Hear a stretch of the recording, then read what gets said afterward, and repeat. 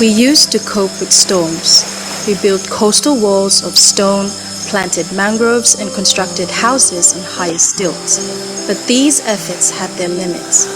Now cyclones hit the Solomon Islands every season, powerful enough to cripple our economy overnight. With rising sea levels, our islands are sinking, some completely submerged, and with them, fundamental parts of our history, identity, and culture, trapped underwater, gone forever. Climate change is often called the biggest injustice of our generation. The least developed countries like ours have emitted the tiniest fraction of the planet-warming gases that drive climate change. Yet, we are 5 times more likely to lose our lives from climate-related disasters. Salt from the encroaching waves poisons our fresh water and forces people to travel great distances to find water for drinking and cooking. Our coral reefs, home to thousands of marine species, are dying, and with them, the protein that sustains us. The losses we are experiencing from climate change are irreplaceable. This damage is irreparable. As our water and land disappears, whole communities are forced to relocate. Some forced to squat illegally, exacerbating tensions between ethnic groups, which makes us afraid we will revisit the violent conflicts of the past that labeled our country a failing state. We are worried about our country's future. Recognizing our deep and personal losses, governments must prioritize the climate crisis and agree a clear plan to address loss and damage that provides desperately needed support through finance and technology. We must avert conflict and safeguard humanity. We cannot let climate change cause more states to fail. We must act now.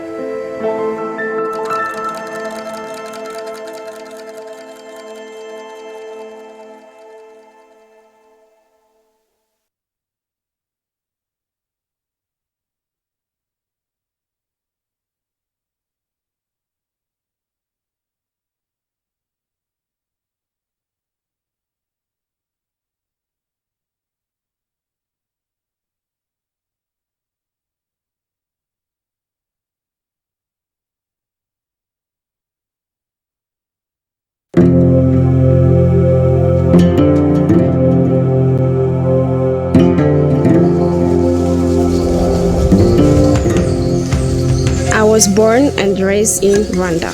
During my lifetime, our temperature has increased far more than the global average. Not driven by us.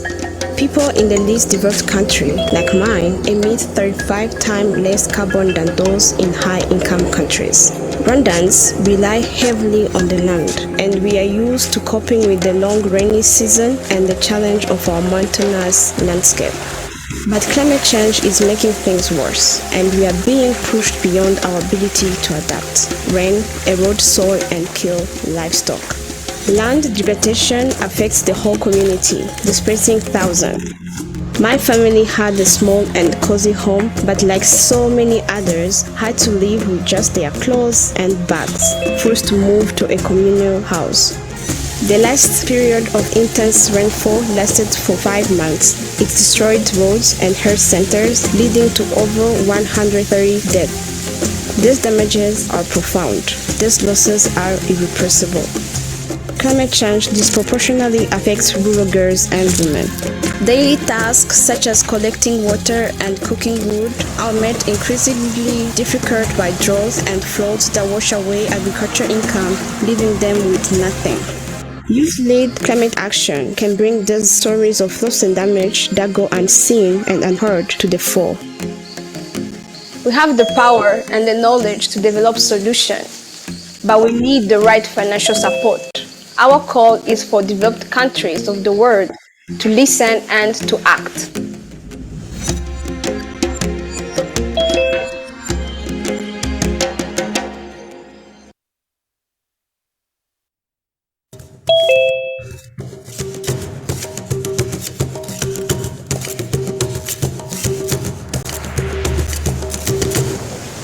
My country is beautiful with breathtaking mountain ranges, deep valleys and low-lying coastal areas.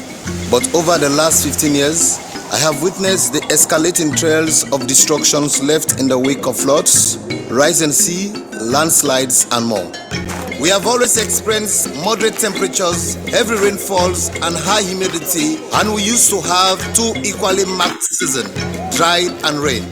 When I was young, the rainy season kept us cool enough to play football, and the rains nourished agricultural production where indigenous crops thrived.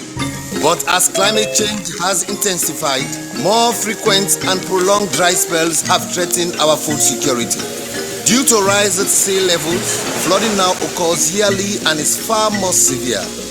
Floods contaminate our drinking waters, spreading sicknesses and disease. People living in disaster-prone areas constantly worry about their homes being destroyed. Mudslides that damage buildings and infrastructures are now common. In 2017, nearly 1,000 people were killed and over 3,000 were displaced in our overcrowded capital Freetown. Least developed countries face the largest damages from climate change proportionate to the size of our economies and face financial losses of hundreds of billions each year. The impact of climate injustice severely affects people's lives. We urgently need nations across the world, particularly the richest nations whose heavy emissions have caused this damage, to take leadership and provide dedicated financial support to address the far-reaching loss and damage caused by climate change.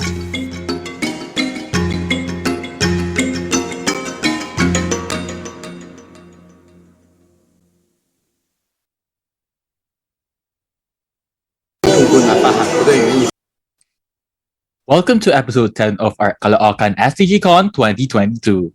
This event is made possible by our partners, UNDP and Makesense for #Movers for Climate Grant, MapaKalamidad.ph, UCC Alert, Philippine Red Cross Caloocan, Rescue Recon Youth, and with our official media partner, IskulMasid. Please introduce yourself to your fellow participants by sending in the chat box your name, school or organization, and designation if you have. And also, if you are from Caloocan, you may also put in the barangay that you are in. Please include also a word that comes to your mind when you hear the words climate justice, just for an icebreaker. Also, we are currently streaming live on Facebook page on our CYLI. That is facebook.com/Caloocan Young Leaders. And on the page of our official media partner, IskulMasid. Please share or tag your classmates or mates or your friends or family actually, so they can do and benefit on today's discussions. For your questions, you may send them via our chat box or you may directly message us to all of the CYLI officers. That is anyone with the CYLI tag. Also, please include on your question your name and the name of your school or barangay.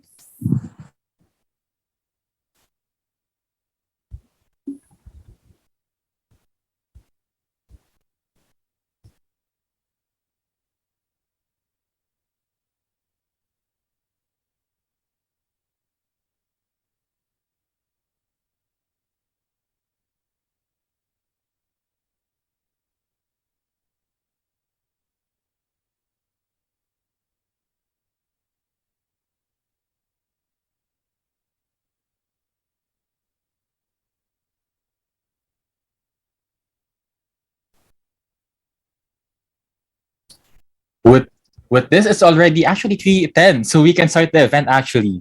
Welcome to this. Welcome to the session 10 of Caloocan SDG Conversations. Please introduce yourself again if you are new here. Kakapasok nyo pa lang. Please introduce yourself to your fellow participants by sending in the chat box your name, school organization, and designation. And of course, if you're from Caloocan, pwede mo rin dyan ilagay kung anong barangay ka nakalagay. I'm sorry. And also for the previous participants, you can put in also on the chat box kung ano yung mga na-attendan yung before na SDGCon. For example, you can put the name that it's time or bata boto pick, or you can also put the SDGCon number that you have assigned or you have attended before, SDGCon 1 or SDGCon 2, your choice. Once again, we welcome you to the 10th episode of the SDGCon for this year's 2022 entitled Handa Kabataan, Youth as Frontliners and the Disaster Risk Reduction and Resilience Building. So, to give a run to lang disaster risk management. Nakita nyo naman dun sa mga tatlong videos na panood nyo. It's actually like na parang kailangan talaga siya pag-usapan. It's a greater meaning. MC, what makes you actually excited for this event?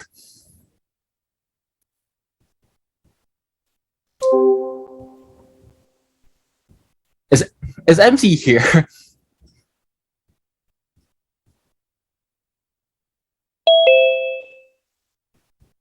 Okay, MC might have a problem entering the...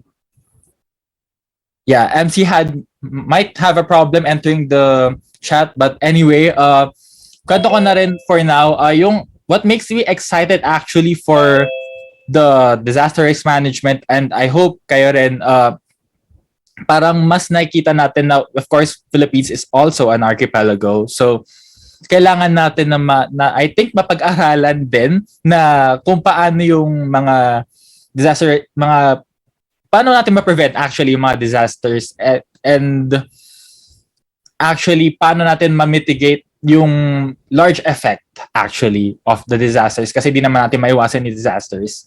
And also to our participants here today, make sure to react on this event. You can put on a heart or you can put on a like actually, and please pwede rin kayo mag-share actually if you have like may mga opinions kayo, may mga gusto kayong sabihin regarding this topic, because any opinion and any insights regarding this topic helps actually. So I see you guys are entering now. Without further ado, a few reminders before we start this event. We highly encourage everyone to mute their microphones and to turn on their cameras. But also, if you're having problems, walang problema doon, you can also, your presence is already here, okay na yon. And if you are having problems with your internet connection, okay lang din yon. But if you have questions or concerns, you can direct message us here or to the officials here in Zoom chat. That's anyone with the CYLI tag or anyone nakakilala nyo na from CYLI. For our Facebook Live viewers, nakikita rin namin kayo. We appreciate you going to our Facebook Live. You may also comment down your questions on our Facebook Live. And yung team namin, i-relay yung mga questions nyo on this Zoom chat. You may already send in your questions to the speakers to the chat box. Hindi nyo na kailangan mag-antay actually ng question and answer portion to put on your questions. You actually put on your questions, and these questions will be asked later on. We would like to also request everyone to put your registered name, school, or student organization, or your barangay district if you're from Caloocan. As your Zoom name, you can see the format on how it is on the screens. And last and certainly not the least, let's keep an open heart and mind as we go through the event. To ensure your e-certificates, kindly fill out the online feedback form by clicking the link that we will provide in the chat box to be shown later. We are encouraging everyone to stay until the end of our conversation because I can see it from here, actually jam-packed talaga. Nakikita nyo dun sa posters. Actually, it's actually a jam-packed day for us. Talagang nakikita mo bigatin actually itong mga magiging panelists and our speakers for the day, and actually may workshop pa tayo. But more of that later on. And also, please do remember that in CYLI, we also concern your safety, kahit virtually pa tayo. So with our youth safeguarding policy, if you think someone you know that is in great danger, or if you guys are in great danger, please, wag kayo mahiya, send us a direct message to our officials who has a CYLI tag, or you can forward your concerns to the email of CYLI. That is caloocanyoungleaders@gmail.com. Aside sa email natin, meron din tayo mga other social media platforms, such as on our Facebook, that is at Caloocan Young Leaders, on our Twitter at Caloocan YLI, that is capital YLI, and on Instagram at Caloocan Young Leaders. And paalala lang po sa lahat that this is a live session and we will be posting the recording on our official Facebook page. Kaya naman kung gusto nyo balikan yung mga certain points or certain topics na napag-usapan, you can actually do that by going back to our recording in the future. The future recording of this event on our Facebook page. That is Caloocan Young Leaders Initiative and at Caloocan Young Leaders. And also, mapopost din siya on our YouTube channel. More of that later on. So with this, good afternoon, ladies, gentlemen, and non-binary people. We see you actually. My name is Rainier Makalintal, your host for today. Over the past year, CYLI has launched the Caloocan hashtag SDGCon to uphold our vision to have more Caloocan youth be involved in our nation building and the promotion of sustainable development goals. We are proud to conduct 7 webinars which tackle different topics including food security, climate action, youth vote, bodily autonomy, and HIV awareness. Role of the youth in the promotion of culture and arts, fact-checking, COVID-proofing communities, and mental health among the youth last year. This year, we tweaked the SDGCon to a bit and incorporate the Movers program modules as witnessed on our SDGCon episodes since July. And of course, last month lang, our Climate Action Division hosted our SDGCon 9, highlighting the importance of ecological and carbon footprint and sustainability. So today's Caloocan SDGCon 10 is headed by the Disaster Risk Reduction and Management Division and is made possible by our event partners, UN Development Program and Makesense.ph through hashtag Movers for Climate Grant, MapaKalamidad.ph, UCC Alert, Philippine Red Cross Caloocan, and Rescue Recon Youth. And of course, with our official media partners, last but certainly not the least, is IskulMasid. So obviously, talagang excited na kayo and di na natin ito pahabain pa. So without further ado, we officially open today's program with the chairperson of Handa Kabataan's Federation of Caloocan City, Councilor Lian Yakit. Councilor, you can take the stage.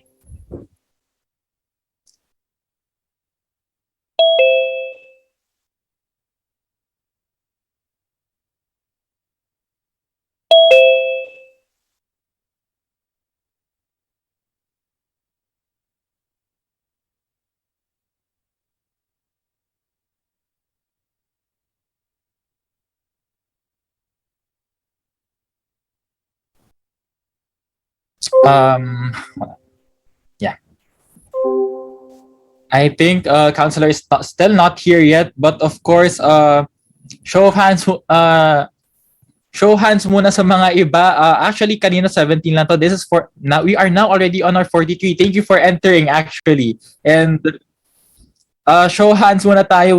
Can you show up a heart or a like here para makita lang natin the icebreaker kung andito talaga kayo actually. Yes, welcome to our 43 participants. Yes, thank you. Thank you very much. Yeah, I see a lot of hearts actually. There you go.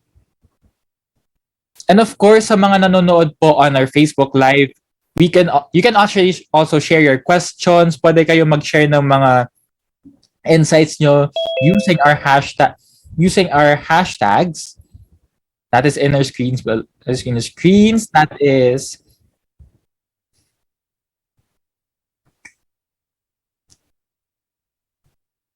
SDGCon 2022 and Handa Kabataan.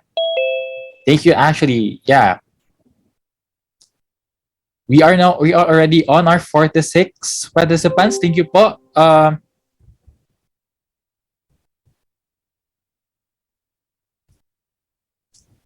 We would like to apologize. I think we are having a technical difficulty. May mga hindi pa po, yeah.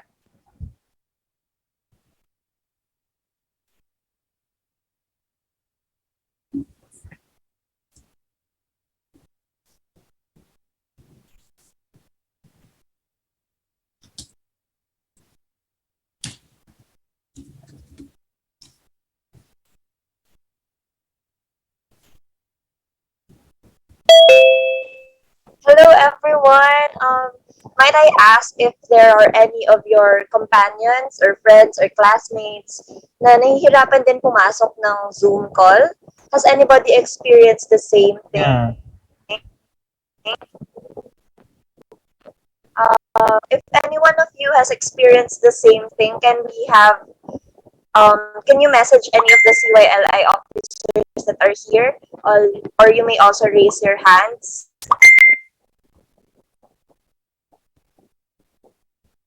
Wala naman from anyone.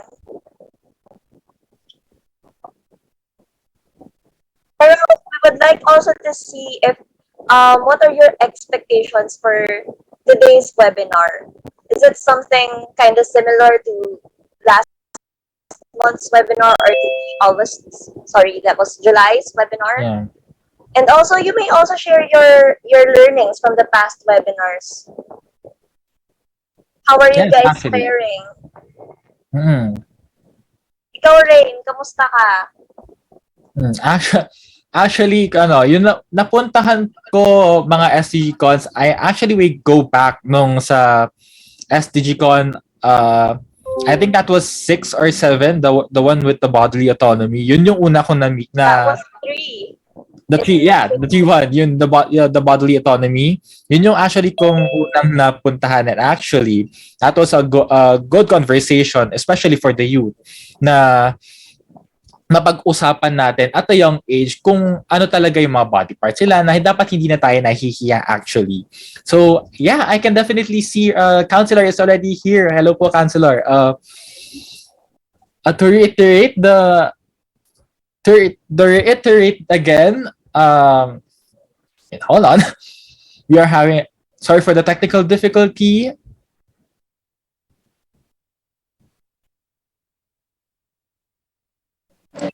Ayan.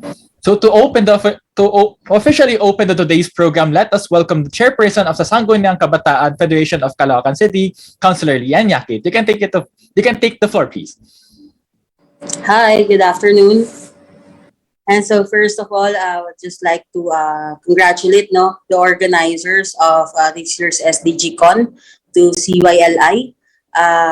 Congratulations po. Ngayon pa lang, I've seen may marami tayong mga participants ngayon, and very successful na ito. Ngayon pa lang, though nag-umpisa pa lang tayo, pero the fact na we are able to gather youth in this type of conference is a very good thing, and is a very good help na rin, very great help din, hindi lang sa atin, hindi lang sa atin, pero as well sa ating community, and even sa mga sa local government natin. So I would also like to extend my gratitude for inviting me here to open this year's SDGCon, and to all the participants, congratulations for being able to participate in this kind of conference.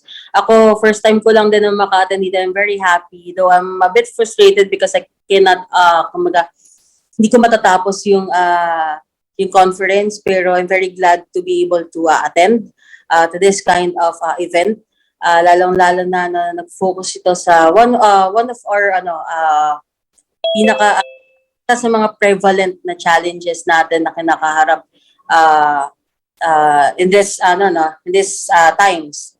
Syempre yung mga issues regarding our climate, sa environmental changes natin. So hopefully today marami tayong mapulot, which is I'm very sure na marami tayong makukuha ng mga learnings sa mga magiging speakers, sa mga speakers today, na pwede nating ma-apply hindi lamang sa atin pang sarili, hindi lang din sa household natin, but even lalong-lalo na sa ating mga community.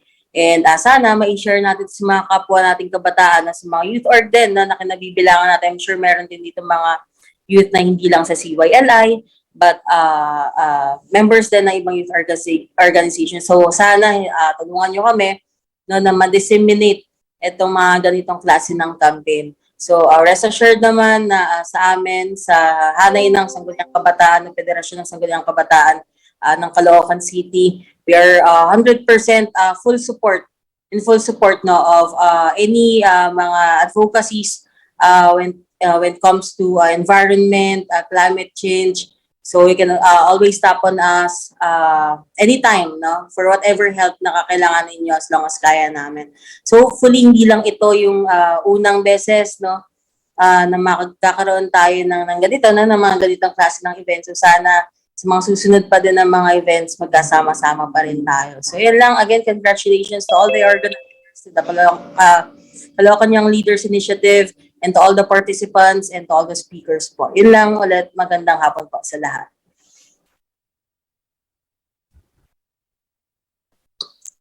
Yes. Actually, thank you for that wonderful and congratulatory message, Councilor Leanne, for that wonderful speech. And of course, we hope that SK Federation will continue to support our causes. Of course, para sa Caloocan. Yes. Now, yes po. Now moving on to our SDG warriors, you wish to post something to an activity today, you can use the hashtags #SDGCon 2022 and #Kabataan. You can see the hashtags on the upper screen on the upper left on your screens on the front. To amplify your caller action, of course.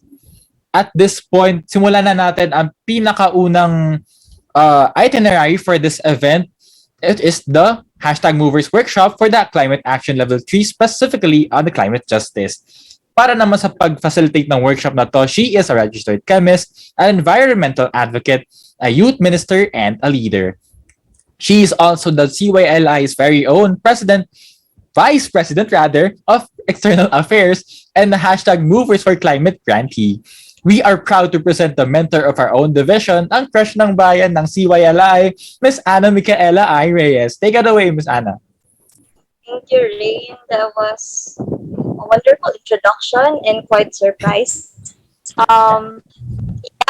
Thank you for that introduction. So, before I start the program or the workshop, the Movers Workshop, I would like to ask everyone, ano ba yung mga Movers Workshop na na-attenda na natin? Can I have a show of hands kung sino narito yung mga naka-attend ng Movers Workshop for SDGCon 8 and SDGCon 9? Sino yung mga kabilang sa atin? Sino? Ayan. So, nakita ko si IskulMasid Tech. Yeah. So, IskulMasid also is a participant of us from our SDGCon 9 and SDGCon 8, of course. So, thank you for some show of hands. Hopefully, we can have more Movers Workshop in the future. And, ayan. So, can anybody see my screen now? Okay na ba? Okay na.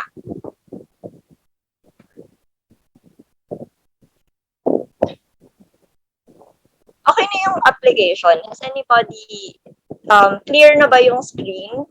Yes, we can see your screen. All right, yeah. So for today, we will be talking about the Movers Workshop specifically for SDG 13, which is climate action. This is our Movers Workshop for climate action level 3.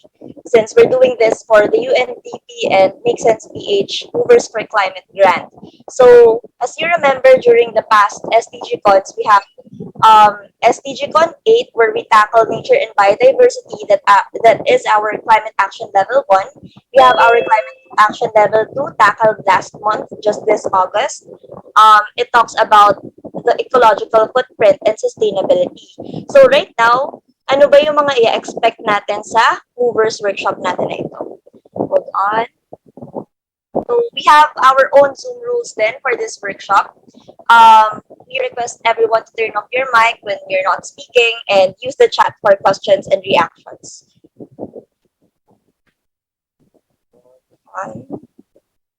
Ayan. So just papakilala lang kung ano yung Movers program para sa mga ibang hindi naka-attend. So again, this is a workshop, the UN Development Program, and it aims to move across the Asian Pacific to raise awareness about the sustainable development goals and develop entrepreneurial mindsets by organizing and facilitating the Movers Workshop in their communities. So, oops, nawala yata ang akin. So as you go on through this workshop, nawala ba? Oh my gosh. As we go on through this workshop, expect that we will be having pwede rin kayo maging movers in the future. So ano ba yung mga movers? Konting plug lang na yung movers, katulad ko, isa kami sa mga pinupush ni UNDP to cater to the public para magbigay ng mga workshop na ganito. So hopefully, pagkatapos ng talk na ito ay magkaroon tayo ng mas marami pang movers dito sa Pilipinas and specifically sa syudad ng Caloocan. So after this talk, you will have the chance to become a mover yourself. Magpapadala po kami sa emails ninyo ng kung paano kayo magiging mover. konting background ang na yung pagiging mover, affiliated na kayo with the United Nations Development Program. So, mas marami rin kayong ma-open, mas marami opportunities na mag-open for you, and at the same time, mas marami rin kayong magiging network or katuwang. Hold on lang kasi nawala yung aking presentation.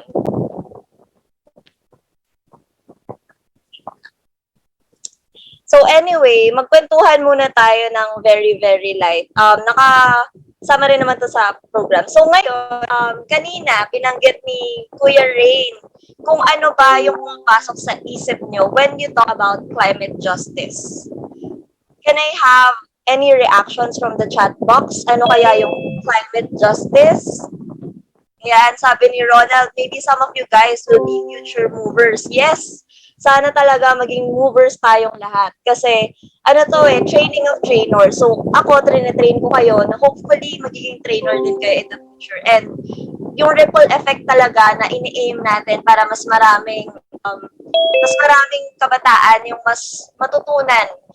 Kasi mamaya, you'll get to know why kailangan na ng mas marami pang climate action initiatives and climate-related webinars for awareness. So, tignan natin kung bakit. Kasi meron tayong tinatawag na climate deadline.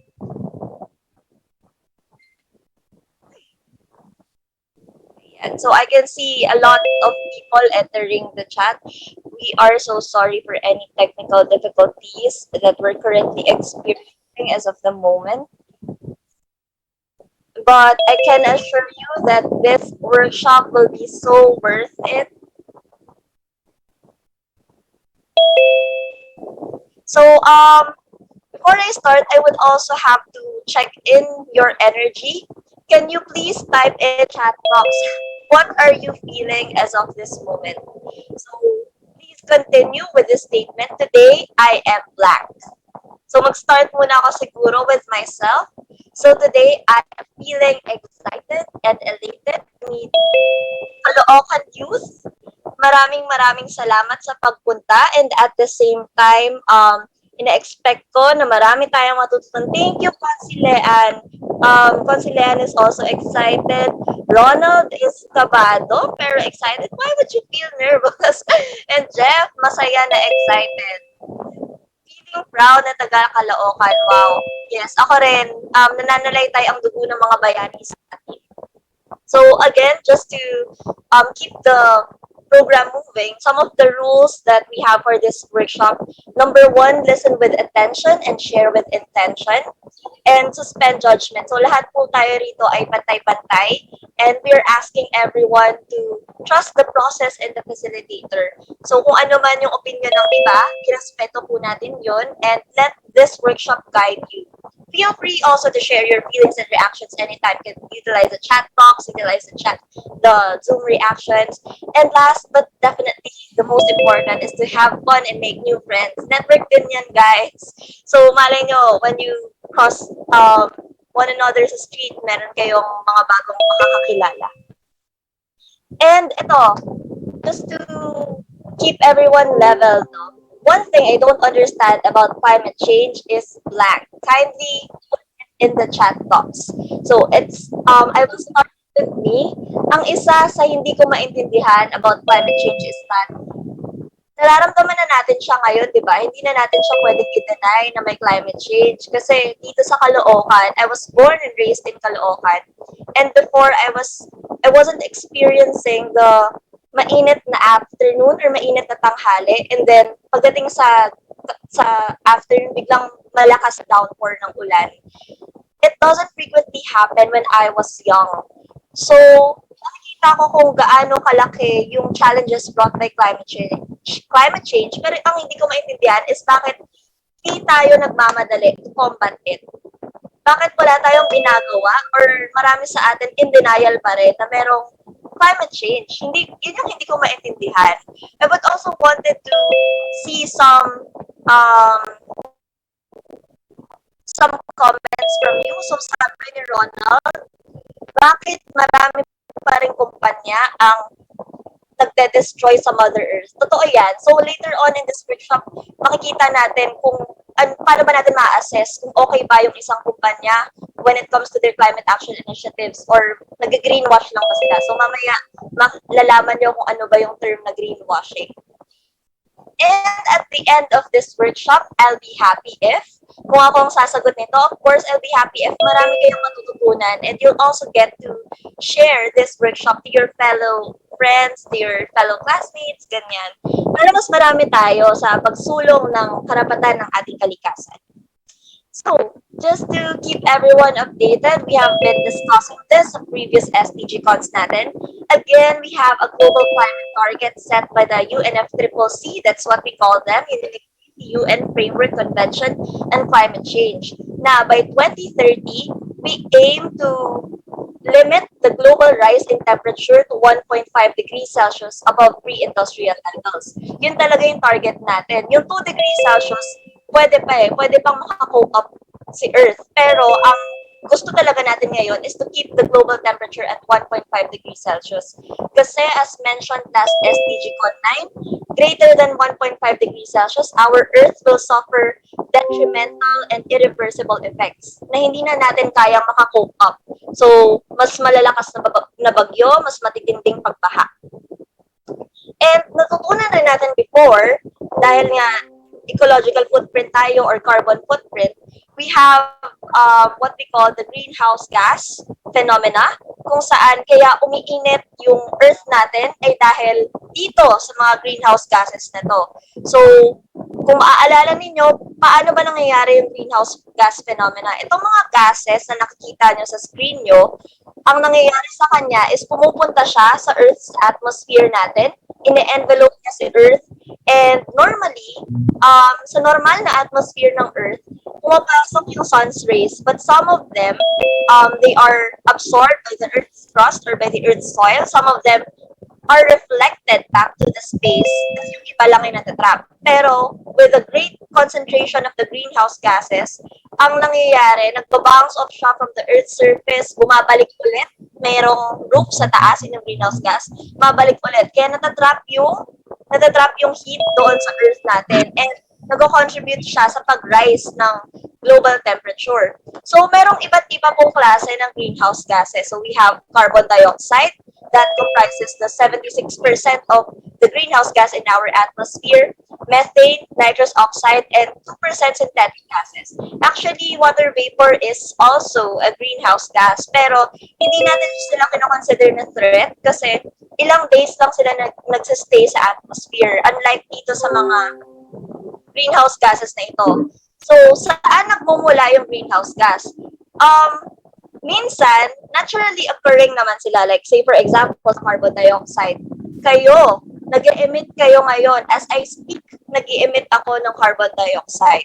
Kasi normal na product ang carbon dioxide ng ating respiration, ng paghinga. We take in oxygen, we emit carbon dioxide. Pero, ang kinababahala natin, kaya siya lumaki ng 76% ngayon at nagsistay sa atmosphere natin is the combustion of our fossil fuels. So, yung oxygen, yung mga gasolina na ginagamit natin sa ating transportation, sa paggawa ng ating kuryente, meron rin kaakibat yan na emission ng carbon dioxide. At yung sobrang paggamit natin ng gasolina, siya yung nag-contribute sa 76% ng carbon dioxide sa ating atmosphere. And nakasulat rin dito na we also have deforestation. Kasi, di ba, yung respiration cycle natin, kung ang mga tao at mga animals, oxygen ang tinitake nila, carbon dioxide ang ine-emit, yung mga plants naman natin or halaman, carbon dioxide naman tinitake nila, oxygen yung ine-emit. And with deforestation or yung pagkasira ng ating mga kagubatan, nawawala yung mga nag-a-absorb dioxide. Kaya lumalaki yung percentage ng carbon dioxide natin sa atmosphere. Punta naman tayo sa methane. So sa methane, napoproduce ang methane through ruminant livestock, meaning yung pag-aalaga natin ng mga baka, ng mga baboy, mga manure nila o yung mga dumi ng hayop nila, doon nanggagaling yung methane. And in fact, even yung mga food wastes natin, so ang methane, maaari rin yung matawag na biogas. So itong mga ito, nagiging greenhouse gas din sila, nagpa-persist din sila sa atmosphere at nagtatrap sa Earth. Meanwhile, yung nitrous oxide naman, nangyayari ito through nitrogen cycle, so sa mga fertilizers mostly. And yung iba naman sa mga synthetic gases, marami rin ito. Pwedeng sabihin natin na ilan sa mga ito ay yung mga ozone-depleting substances, yung mga nakakasira sa ozone natin. Marami sa mga synthetic gases na greenhouse gases ay nanggagaling from our refrigeration and air conditioning systems. So, familiar ba tayo dun sa tinatawag nating mga chlorofluorocarbons? So, mga CCl4, ganyan. So, medyo may chemistry tayo, no? Pero carbon siya na may mga chlorine atoms, ganyan. And isa sila sa nakakasira ng ozone layer and at the same time, nag-act rin sila as greenhouse gases. So, ang ini-aim ni UNFCCC is to maintain yung 1.5 degrees Celsius. Pero meron din tayong tinatawag na net zero greenhouse gas emissions. So, ano ba yung tinatawag nating net zero? When we talk about net zero, it refers to a state in which the greenhouse gases going into the atmosphere are balanced by removal out of the atmosphere. Kasi hindi na siya bago. Nag-e-emit at nag-e-emit tayo ng greenhouse gases kasi yung iba nga naturally occurring, yung iba by anthropogenic means. Pero ang kinakailangan nating ma-achieve ay magkaroon tayo ng mga mekanismo kung paano mare-remove yung greenhouse gases from the atmosphere. So, merong ilang mga measures to take para ma-remove yung carbon dioxide. For example na lang carbon dioxide lang. Sinabi natin kanina na yung mga halaman, ina-absorb nila yung carbon dioxide and in return, nagpo-produce sila ng oxygen.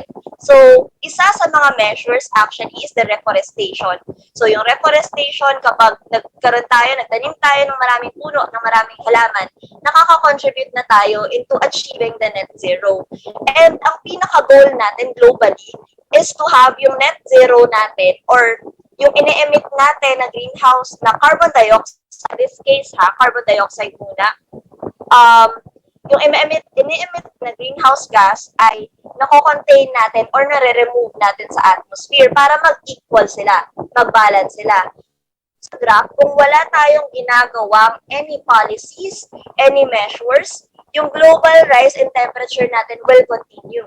But if we prevent or if we reduce yung may mga ginagawa tayong measures to reduce our emissions, eventually darating tayo doon sa pagbabalance out ng emission natin doon sa nare-remove natin. So, dito sa graph naman ito, we have what we call the global timeline to reach net zero. And again, our target is to have that 1.5 degrees Celsius na stoppage or limit to global warming. And how do we achieve that? We can achieve that if we have yung net zero natin of carbon dioxide ma-achieve natin by 2045 to 2055. While for the net zero of greenhouse gas emissions is from 2065, around that, 2060 to 2070. Pero, kung yung net zero natin of carbon dioxide levels sa atmosphere ay mangyayari pa within 2070 to 2085, then that would entail na limit ng 2 degrees Celsius lang yung makukuha natin. And by 2100, kung yung net zero natin ng greenhouse gas, ganun din, 2 degrees Celsius pa rin yung makukuha natin na global warming limit. So, ano yung ibig sabihin nito for us at an individual level? Ayan. So, before we proceed with the discussion, kasi kanina nakita nyo na yung net zero carbon dioxide saka yung net zero greenhouse gas emissions. Now, medyo magiging technical tayo in some sort of way. Pero, I would have to ask you, any answers would be welcome naman, wala namang mali or tama. Pero, what do you think is the difference between the ton of carbon dioxide per year versus yung ton of carbon dioxide equivalent per year? Can I have any ideas in the chat box? Ton of carbon dioxide per year versus ton of carbon dioxide equivalent per year. So, medyo mahirap yata kasi ano na to, parang may math involved. Hindi lang chemistry, pati math involved. Alright. Ito na lang, mas madaling tanong. Ano yung value ng US dollars versus value ng Philippine peso, sino mas mataas? Dollars? Can I get a heart react or celebratory react, clap react if sinabi nyo mas mataas yung value ng dollars ngayon? Yes! So, mas gugustuhin nyo bang magkaroon ng 10 piso kumpara kapag nagkaroon kayo ng 10 dolyar US dollars? First, gusto nyo na yung 10 US dollars, magkano yun? 600 pesos yun kapag kinonvert nyo. So, parang ganun rin siya. Yung CO2 versus CO2 equivalent, it's actually parang currency in terms of the global warming potential ng ating iba't ibang greenhouse gas. Balik tayo kanina dun sa slide. We have a lot of greenhouse gases. We have carbon dioxide, we have methane, nitrous oxide. Pero, iba-iba yung global warming potential nila. Si carbon dioxide, maliit lang. Actually, siya yung pinakamaliit na global warming potential. Siya yung less na nakakatrap ng heat sa atmosphere. Pero ang delikado sa kanya, it persists for thousands of years sa atmosphere. Mahirap siyang tanggalin. Kaya kahit na maliit yung contribution niya to the global warming, kung nahihirapan ka tanggalin yan sa atmosphere, kapag pinagsama-sama mo yung effort ng mga maliliit na bagay, it can turn into something big. Whereas, yung nitrous oxide, siya yung nakakapag-absorb ng heat or may pinakamalaking global warming potential. Pero it just stays in the atmosphere for like, couple of years? Compared mo kay carbon dioxide na can stay for thousands of years. And katulad ng sinabi ko kanina, ang water vapor, isa siya sa pinakamataas ang heat capacity. So, siya yung mas nakakapag-trap ng heat. Pero it persists in the atmosphere for a couple of days. Nawawala lang siya agad. So, almost negligible yung effect niya. Kaya ang concern natin is yung carbon dioxide talaga. Kaya ang nililimit natin kanina, kung nakita nyo, nabalikan nyo yung graph, yung net zero ng carbon dioxide, yun yung binabantayan natin at una natin i-act upon. So, for example, 1 kilogram of carbon dioxide doesn't have the same impact as 1 kilogram of methane. Parang sabihin natin na si carbon dioxide siya yung dollars natin, yung methane natin siya yung Philippine peso. So, magkaiba sila ng impact sa global warming. And sa ngayon, sina-standardize ng globally yung global warming potential ng bawat greenhouse gas. Parang familiar naman tayo sa standardized units, no? Grade 9 na mostly yung audience natin dito. I remember nung bata pa ako, first year high school namin na pag-aralan yan. So, grade 7, ganyan. Pero, yung mga standard units, yun yung meters, kumbaga mas madali siyang maintindihan kasi. So, lahat ng global warming potential ng greenhouse gas, tinatranslate siya or kinukumpara siya to carbon dioxide. Kasi nga, ito yung pinaka-concern natin na greenhouse gas. So, to make the story quick, yung CO2 equivalent, siya yung standard unit of measurement when we talk about the global warming potential of each greenhouse gas. Yan. So, sinabi ko na yan kanina. So, eto, since napag-uusapan naman natin yung greenhouse gases, yun na nga naka-attend ng SDGCon 9. Naalala nyo, nagpunta tayo sa ecologicalfootprint.org. Naalala nyo pa ba yung personal carbon footprint nyo doon? Kung hindi pa, i-take nyo ulit yung quiz ngayon, tapos tignan nyo kung ano yung personal carbon footprint ninyo. Tandaan nyo siya as we go through this workshop kasi importante siya sa paglalakbay natin ngayong araw na ito. Ako natatandaan ko around 9.3 yung carbon footprint ko. So, yung Earth Overshoot Day, kung may nakaka-remember pa, around April 6, ibig sabihin, pagdating ng April 6, yung mga wants ko or yung needs ko, hindi na kayang supplyan ni Earth. Parang ganun. So, again, yung akin, 9.3 yung carbon footprint na meron ko. So, in 2019, the world's average carbon footprint was 7.7 tons of carbon dioxide equivalent per ton per year. And kung ako ay nasa 9.3, beyond na ako ng 7.7. Although 2019 to, pero hindi naman nagkalayo yung 2019 sa 2022. So, parang around 2 tons of carbon dioxide equivalent per year yung nadagdag. And by 2030, kung ginugusto natin na maging 1.5 degrees Celsius limit yung global rise in temperature, kailangan ma-reduce ko pa further. From 9.3, kailangan gawin ko siyang 5 tons of carbon dioxide equivalent per year. And by 2050, para mapanatili natin sa 1.5 degrees Celsius limit yung global rise in temperature, kailangan ma-reduce ko pa siya further to 2 tons of carbon dioxide equivalent per person per year. Imagine, ang laki ng kailangan kong tipirin sa aking carbon emissions from 9 magiging 2. Paano kaya yung magiging change in my lifestyle doon? Oh my gosh. To what extent do we need to adapt and align our lifestyle to achieve our goal of 1.5 degrees Celsius limit by 2030 and by 2050? From 9, baka mahirapan ako to achieve 7, pero mas mahihirapan ako to achieve 5, and even so, pinakamahihirapan ako to achieve 2 tons of carbon dioxide equivalent per year. Nakakalungkot. So, ito tingnan natin yung impacts ng lifestyle natin. Transportation ay isa sa mga sektor na nakakapag-contribute ng 14.5% ng global greenhouse gas emissions. And tayo, guilty tayo dito because of course, we everyday commute to work, to school. Yung 3-kilometer ride, assume natin na 3 kilometro lang tayo nagta-travel to work every day, back and forth for a year.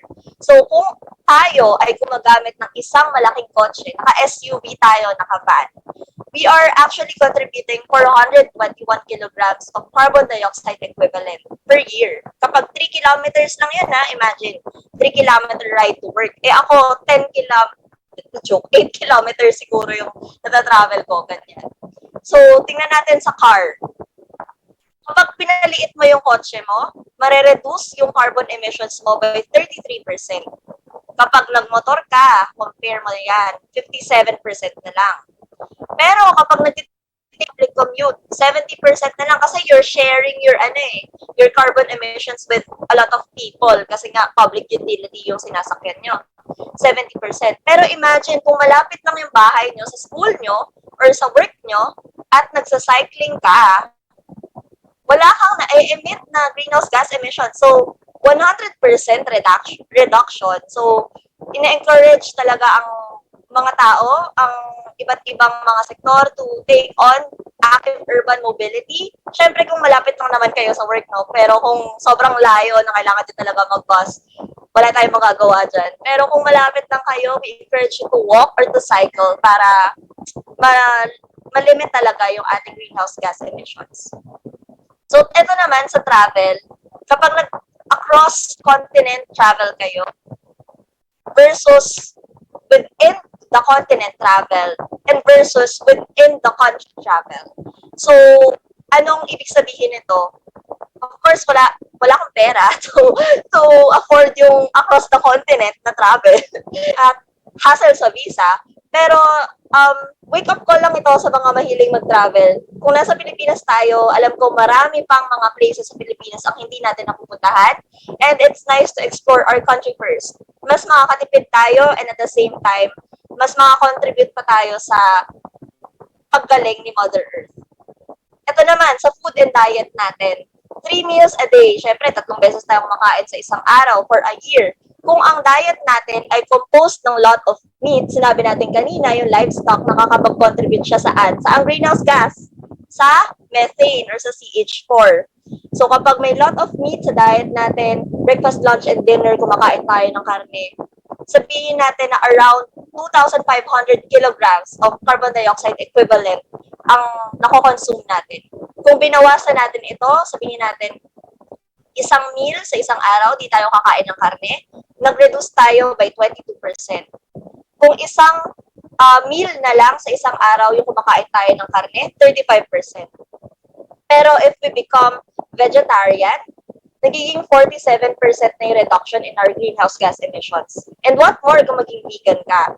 So, 60% reduction. Clarification lang ha, magkaiba ang vegetarian at vegan. Kapag vegetarian ka, nahilig ka sa gulay pero kumakain ka pa rin ng itlog at ng fish. Pwede kang kumain ng fish, ng itlog, pero most likely ang vegetarian, kumakain pa rin sila ng itlog at ng milk. ng dairy, ng butter, ganyan. Kapag vegan ka, hindi ka pwedeng gumalaw or kumain ng kahit na anong meal na may kinalaman sa hayop. So, hindi ka pwede kumain ng itlog, ng milk, ng butter, ng margarine, ganyan. So, yun yung vegan. As in, strict sila na plant-based diet talaga. And right now, I'm also practicing this. Once a week, I'm trying to incorporate a planetary diet. So, one day a week, inaalay ko siya kay Mother Earth by deliberately excluding meat from my diet. So, wala talagang meat. Kaya, sa mga mahihilig sa gulay dyan, I salute you. Kasi mahirap. Mahirap actually magkaroon ng planetary diet kahit na one day a week. Pero, imagine na lang yung laki ng reduction na may iaalay mo for our Mother Earth, di ba? And for the industry naman, ito may kinalaman rin sa lifestyle to. Kung every year nagpapalit ka ng phone, you're contributing approximately 80 kilograms of carbon dioxide equivalent.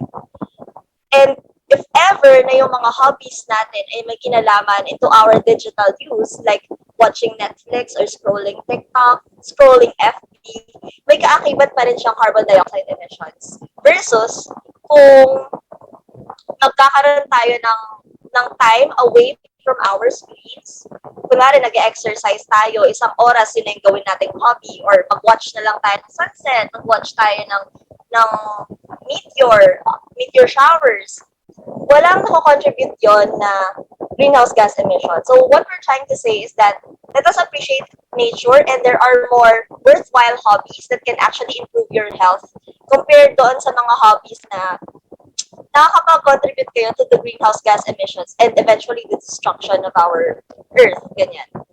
And ito naman sa pagbili ng ating mga damit. So kapag bili ka ng damit, you're actually contributing to 400 kilograms of carbon dioxide equivalent per year. So dalawang damit lang yan in a span of 1 month. So gaano ka kabilis magpalit ng damit or gaano ka kabilis mag-buy ng new clothes?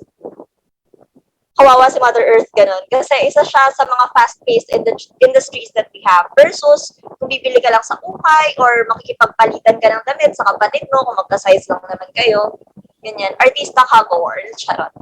Kailangan pa bago-bago. So, ito ay isang typical na consumption ng French person. Oops. Ay, naghang yata ako. Okay. Ito ay isang typical na consumption ng French person. Sorry. Pero ayun, hindi na ako makabalik. Pero 9.9 ang average consumption or ang average time for a French person. Sorry, ang average GHG emission ng isang French person. So ako kanina, if you remember your carbon footprint, compare that with an average French person. Sino sa inyo yung mas may care for the Mother Earth? Ako 9.3, almost the same lang kami.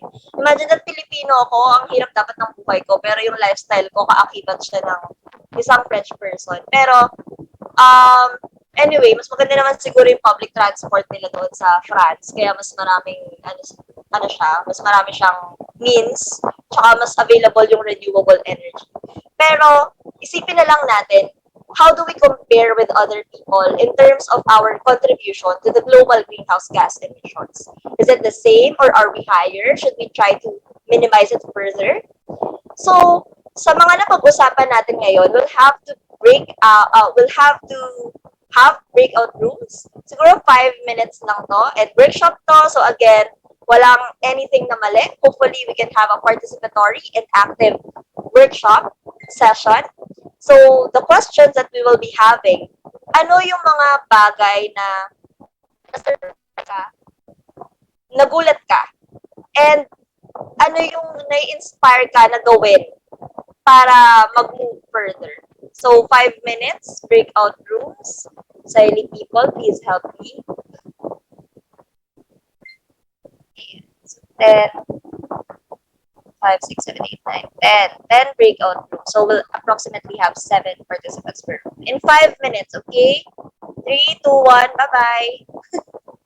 Ayan, okay, open all rooms.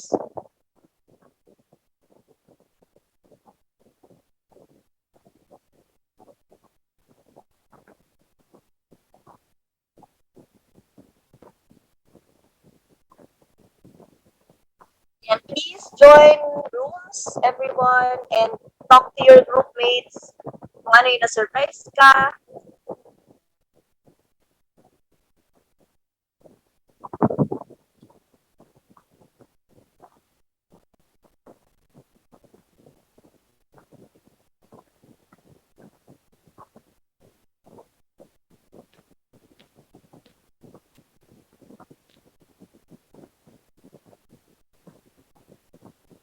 I hope our CYLI people is doing their best into um, extracting information from our participants. I know we can do well.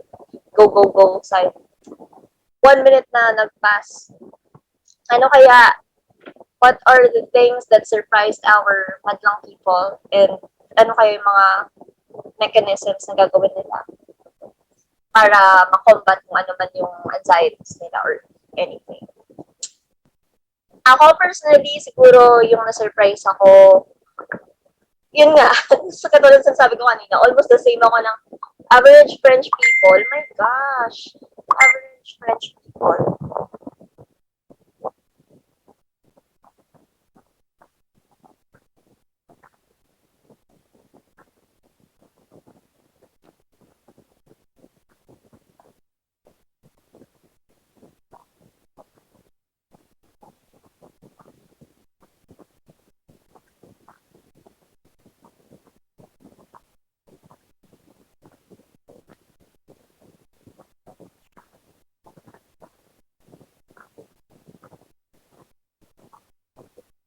Akala mo European si Ating allergy. So we have 3 more minutes.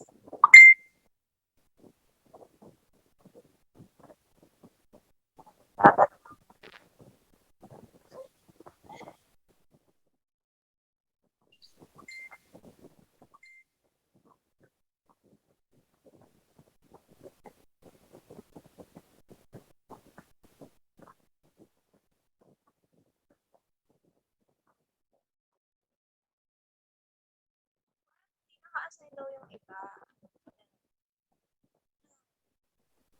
Sige. Assign ko na lang kayo.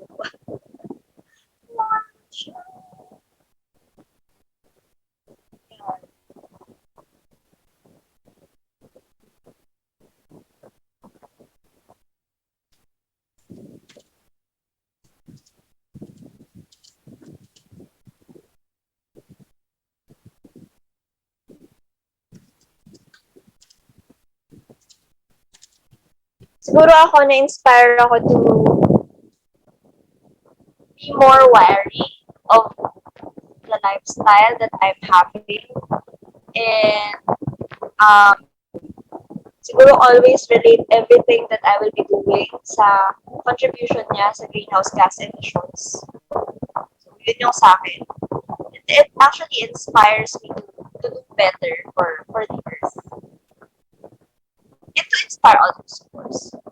And yeah, Movers Workshop, isa siya sa mga mechanisms on how to combat climate change. Siyempre, more people na nagiging aware, more people din na nagfa-fight for climate justice. 1 more minute. I'm so excited to have the participants back in Shock 7 minutes na lang.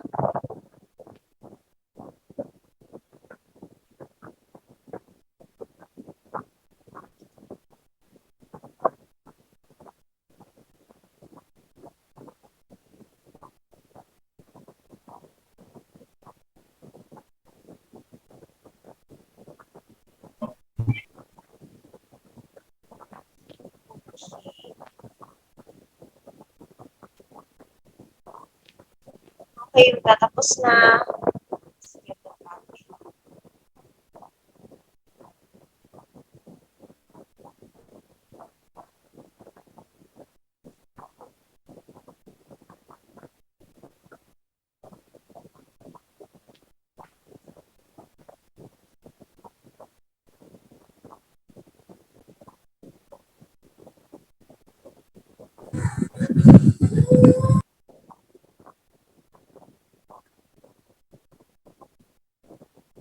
Recording in progress.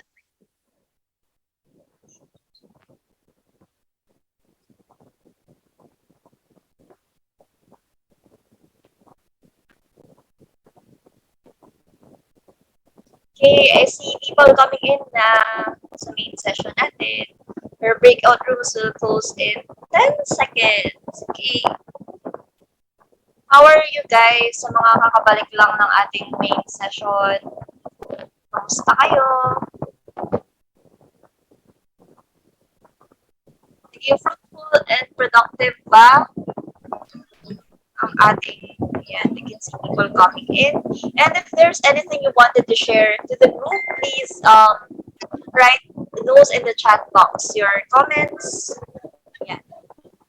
So, kanina, hindi ko na isa-isahin, pero if you wanted to share, please write those in the chat box na lang kasi we're out of time almost. So, kanina nabanggit natin yung mga net zero pledges natin and madalas natin siyang naririnig sa iba't ibang mga kumpanya all over the globe because yes, we have a deadline by 2030, 1.5 degrees Celsius again. So, merong mga net zero pledges na from Netflix, from BBC, PepsiCo, from MasterCard, ayan, marami. Even the countries have a carbon neutral pledge. Pero, paano ba natin na-analyze kung okay ba yung net zero pledges nila or nag-greenwash lang sila? So, when you hear the word net zero pledge, what do you think about it? Let us know in the chat box, no? Again. Ayan. Okay, so nabanggit kanina, a lot of countries have actually net zero pledges and in fact, ang very recent major emitter that we have is India. They have a net zero pledge just recently. So combine mo yung net zero pledge ni India with the United States, China, and the European Union plus the other countries. Binubuo na nila yung 90%. So 90% of the global emissions covered na ng net zero targets. These major emitters have these. But how do we know if they are okay, or I mean, yung climate action plan nila on achieving that target ay masasabi natin achievable or realistic or sabihin natin hindi sila nag-greenwash or ginagawa lang nila ito for compliance. So what really is a good net zero pledge? So we have different key elements posted by the Climate Action Tracker. So isa sila sa mga nag-a-assess ng mga net zero pledges ng mga bansa. Pero just for additional information na itong mga key elements na to, nakabase siya sa National Net Zero Target Setting. So, hindi siya maaaring i-apply sa mga corporations. Iba yung standard na ginagamit natin for these. Sa mga governments, nations, and countries, ito ginagamit, yung ginawa ng Climate Action Tracker. And we have 3 pillars for achieving this or for assessing yung good practices for a climate action target. So we have scope, we have transparency, and we have architecture. Later on, we'll get to see kung ano yung difference nila. So yung scope number 1, we have target year. So aligned ba siya sa global target natin na by 2030, we have to reduce 1.5 degrees Celsius? Or by 2050, kailangan net zero na yung carbon dioxide natin? Tapos, syempre kung hindi ka aligned, sabihin natin 2080 mo pa gusto mag net zero kahit na yung buong mundo sabi 2050 kailangan. So, pangit na yung global, yung climate action plan mo. Secondly, all sectors and gases covered ba? So, emissions coverage. Baka naman carbon dioxide lang yung ina-address nila, yung ibang greenhouse gas wala na silang pakialam. Or gagawa lang sila ng measures for the transportation. For their industry, wala silang paki. And covered ba yung international aviation and shipping mo? Baka naman ang ina-address mo lang ay yung domestic production mo or pagde-deliver mo within your borders. Pero wala ka nang pakialam kung nag-export ka ng mga products abroad. So, may ina-entail pa rin siya. Actually, mas malaki nga yung yung greenhouse gas emissions kapag nag-export ka ng products mo, lumalabas ka within your country. So, ano yung ginagawa ng to address yung emission?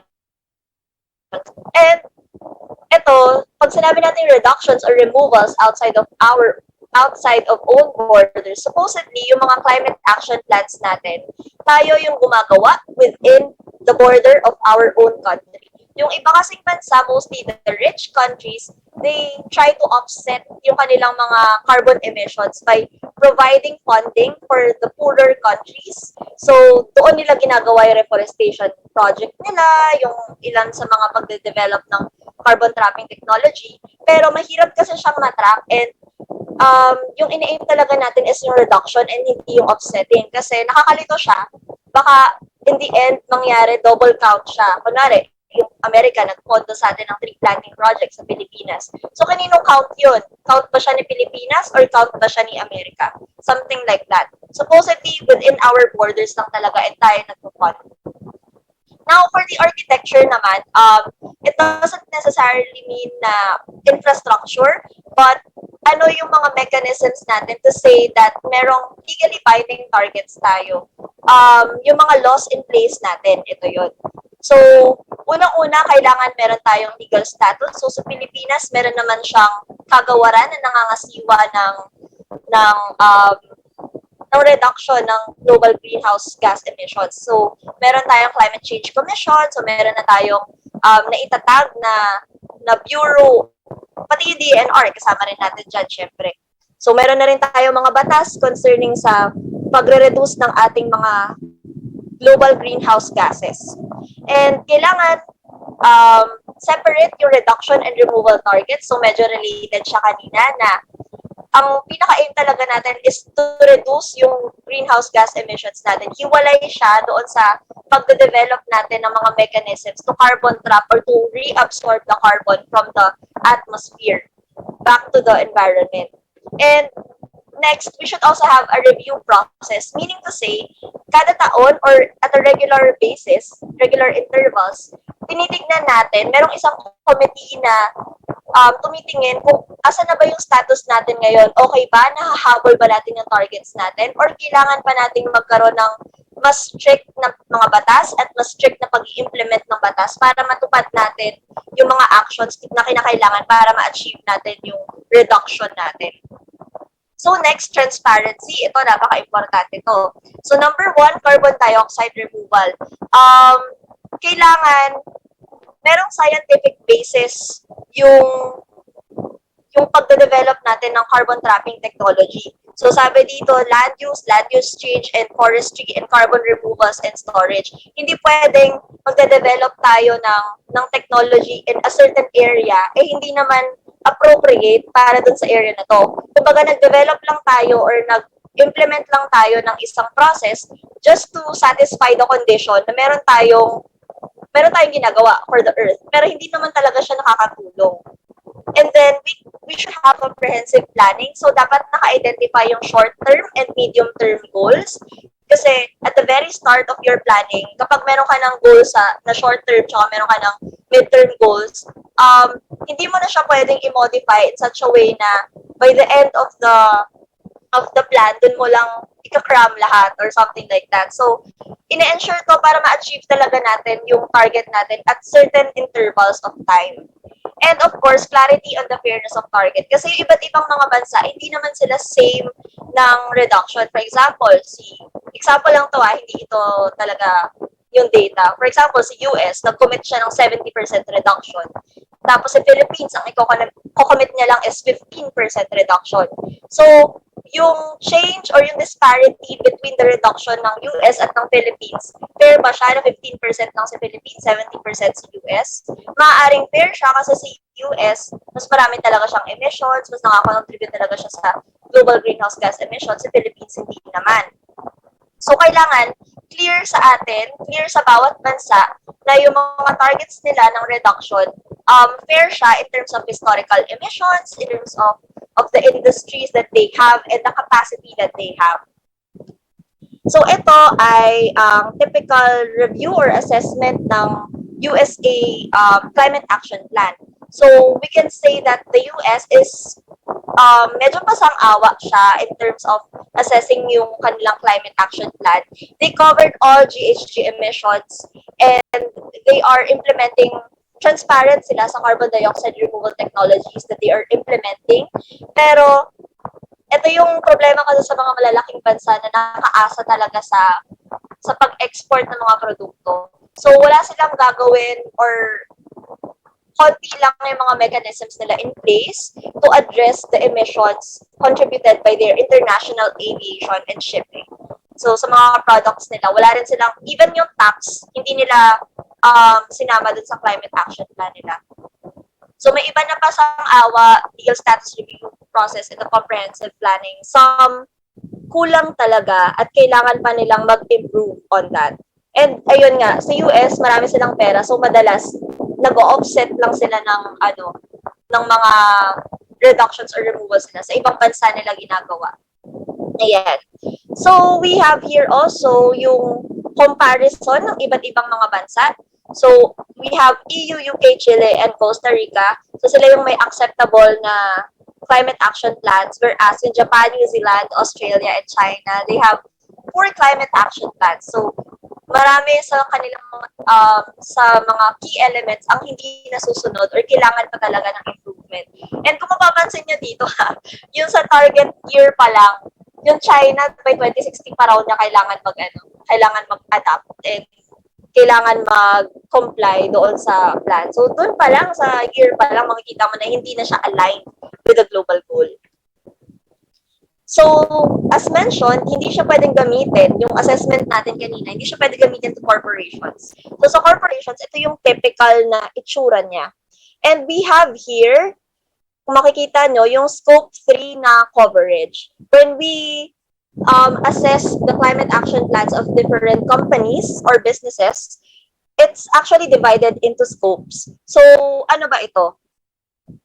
So, ito yung medyo sinasabi kong madugo kasi share ko lang, nasa kumpanya ko, I am also a sustainability practitioner. So, meron talagang ISO or standard, international standard to assess yung sustainability ng isang company. And yung mga greenhouse gas emissions, it's actually divided into scopes 1, 2, and 3. So, yung scope 1, tinatawag rin siyang direct. Ito yung energy directly produced by the company. So, for example, meron kayong generator set na gumagamit ng fuel or meron kayong boiler. That counts as your direct greenhouse gas emissions and even your company vehicles. Kasi yung kumpanya nyo mismo yung nagbe-burn ng fuel and nag-emit ng gases. Assets nyo mismo yung nag-emit ng greenhouse gases. So that's your scope 1. Scope 2, indirect. Ito naman ay galing sa pinipili nating power. So hindi tayo yung diretsyo na nagbe-burn ng fuel. Sabihin natin Meralco, di ba? Nakakonect naman tayo sa national grid. So, yung Meralco, siya yung nagbe-burn ng fuel, siya yung nag-generate ng electricity for us. Ginagawa lang natin is, bumibili tayo from them. So, yun yung isa sa indirect. So, anything, purchased electricity, steam, heating, and cooling for own use. Ito yung pinaka-tricky part, yung scope 3, indirect. So, lahat ng upstream and downstream activities, everything that is included in your supply chain, that affects your supply chain, should be also included in assessing your sustainability reporting. Ang hirap rin niyang i-track, sa totoo lang. Kasi lahat talaga, even the suppliers, you have to track the sustainability reporting of the suppliers. Paano nakarating yung supply sa inyo? Travel ba siya through plane? Travel ba siya through bicycle lang? Ganyan. Yung mga business travel, even the employees, kung ano yung lifestyle ng mga employees, kung nagko-commute ba sila, may sarili ba silang tahanan. And hanggang doon sa end product nyo, paano yung paggamit ng product nyo, ano yung mga greenhouse gas emissions na na-emit sa pag-treat ng inyong mga products. So yun, ang daming nangyayari doon sa supply chain na nakakapag-contribute sa greenhouse gas emissions ng isang kumpanya. Kaya sinasabi natin mahirap siya talagang i-track. Ito ay isang typical sustainability report. This one is from IKEA. Everyone's familiar with IKEA. Meron na siya sa MOA. So IKEA is a worldwide distributor of furniture. And we have here that yung scope 1 and 2 emissions nila ay nagpo-fall lang under retail and other own operations. So they have mechanisms to use renewable electricity by fiscal year 2025 and to have renewable energy solutions. So yung 3% lang 3% lang ng supply value chain nila, yun ay nagko-compose ng scope 1 and 2. So the rest, ibig sabihin 93% of their greenhouse gas emissions come from scope 3 na concerned lahat ng nasa value chain. So ito, si Time Magazine, nagkaroon siya ng isang article about Walmart, the sustainability reporting of Walmart.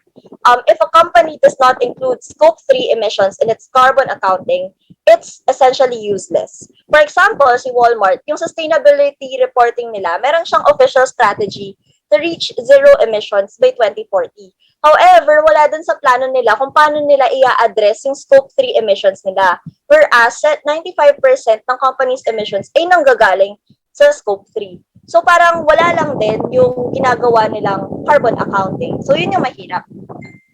So, ito naman yung Net Zero Tracker Netflix. Much simplified lang siya. Again, ang may full coverage lang ay scopes 1 and 2 kasi ito yung pinakamadaling ang i-track. Pero hindi nila specify kung ano yung mga greenhouse gases na i-address nila, kung i-address ba nila yung historical emissions or yung mga past emissions. And even yung scope 3 coverage, it's not specified. So, hindi ko na ulit kayo may breakout rooms. So, you had a taste of your breakout room kanina. Pero I would have to ask you through the chat, even on FB Live, if there is one thing that surprised you dito sa ating mga realizations natin about the greenwashing of different companies or like sustainability reports of different countries, the climate targets. As youth, how can we make these governments and companies accountable? So, inaasahan rin namin na ipopost nyo rin ito sa social media nyo kung paano natin papanagutin yung mga may sala kung bakit na tayo nakakaranas ng climate change. So, yeah. Yan. Okay. Yan. When you hear climate justice, what comes to your mind? Climate justice, hindi siya para sa klima. Play na tayo ng different videos. I think you already have a grasp of what climate justice is. Ito yung video. Hindi ko na siya ipi-play ulit. Pero you can check this out. We'll post the link na lang later sa chat. So this is the definition of climate justice from the UN and from Climate Reality Project, in which I am also a member of. Climate justice recognizes the disproportionate impacts of climate change on low-income communities and communities of color around the world. So mostly, ito ay nagsisimula sa tatlo. Nagsisimula ito sa pag-recognize that there is an existing injustice na ang mga most affected and most vulnerable communities, sila yung nagpo-produce ng least greenhouse gas emissions. Kasi wala naman silang pera, wala naman silang capacity. So yung lifestyle ng mga citizens nila, hindi siya masyadong malaki to contribute to the global greenhouse gas emissions. Secondly, we have to address climate justice in such a way na fair. So yung mga rich countries, kailangan sila yung nagpo-provide ng resources para sa lahat ng bansa. Kasi na-exploit na nila yung mga low-income communities and communities of color around the world. And last but not the least, kailangan ma-recognize natin na there is an intersectionality among the problems that we are facing today. So we cannot combat climate change or we cannot combat the climate crisis if we think of it as a separate problem from social, economic, and health inequalities. So, again, the rising temperatures have made poor countries even poorer and rich countries richer. Kasi patuloy yung pag-exploit ng mga rich countries sa mga poor countries. Yung mga raw materials sa atin kinukuha, tapos pinamanufacture nila, binibenta sa atin ng triple.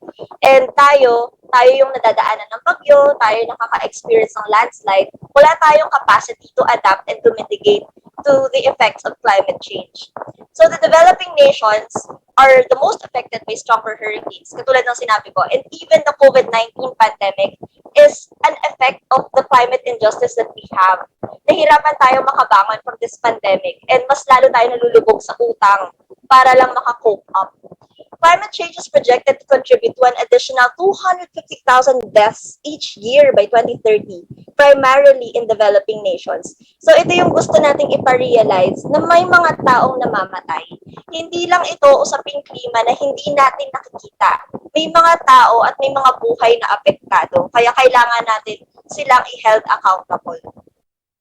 So in 2018, trivia to, the richest 51% of the population emits blank percent of the global CO2 emissions. Any number, please type in the chat, pero ito yung sagot. the richest 51% of the population emits 86% of the global CO2 emissions. Almost all of the global CO2 emissions na. And balik tayo dun sa sinabi natin kanina. Compare natin yung lifestyle natin doon sa kinakailangan nating carbon emissions per year para ma-achieve yung target natin. So ito, nakita na rin natin to. It's just highlighting the fact that yung mga mayayaman, mas sila yung nakakapag-emit ng global greenhouse gas emissions, pero least affected sila. So from 1990 to 2050, the richest 10% of the world's population were responsible for blank percent of the cumulative carbon dioxide emissions. And the poorest, 50% for blank percent of emissions. Magugulat kayo sa disparity nito kasi yung richest 10%, almost half na ng global greenhouse gas emissions, kasalanan nila yun. Pero yung poorest 50%, sobrang liit lang ng emissions loss. That comprises 70% of the world's emissions. This is a graphical illustration of what's happening, of the injustice that is happening around the world. And I would like to highlight na itong 10% na richest countries, sila yung nasa global north, the Americas, the Britain, the EU, European Union. And ano ba yung common thing dito sa mga bansang ito?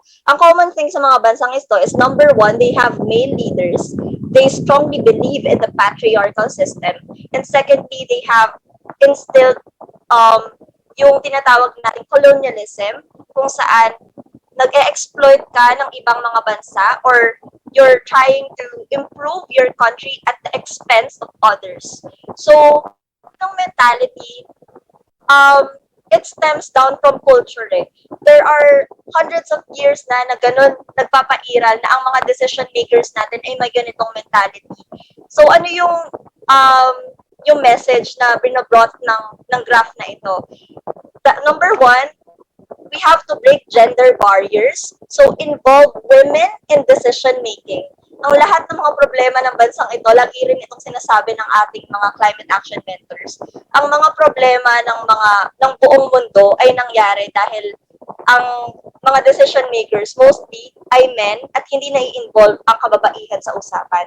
So we have to break the gender barrier and we have to have an inclusive decision-making process para lahat kasama. And it's not only about gender, it's also about races. So, dapat walang naiiwan na women of color or people of color. Kailangan lahat kasama sa decision-making. And last but not the least, we have to make them accountable. Ito ay isa namang graph about the historical emissions. So since 1750 at the start of the Industrial Revolution, Europe has been exploiting the poor countries in terms of sa kanila nga kumukuha ng raw materials. So meron silang mga historical emissions. Way before, years before, nag-e-emit na sila ng global greenhouse gases. Pero yung ibang mga bansa, most particularly sa Asia, mostly sa Asia, mga Asian countries, hindi pa sila nakakapag-emit. So, nakapag-contribute na yung ilan sa mga powerful countries sa global greenhouse emissions, pero ang magsasuffer sa ngayon ay yung mga bansa na nasa Asia or yung mga poor countries. So again, sa Paris Agreement, we have a commitment, the Global North has a commitment to have or to provide $100 billion for mitigation and adaptation, and to further provide appropriate technology and capacity building support. So yung $100 billion, ito yung tinatawag nating climate financing.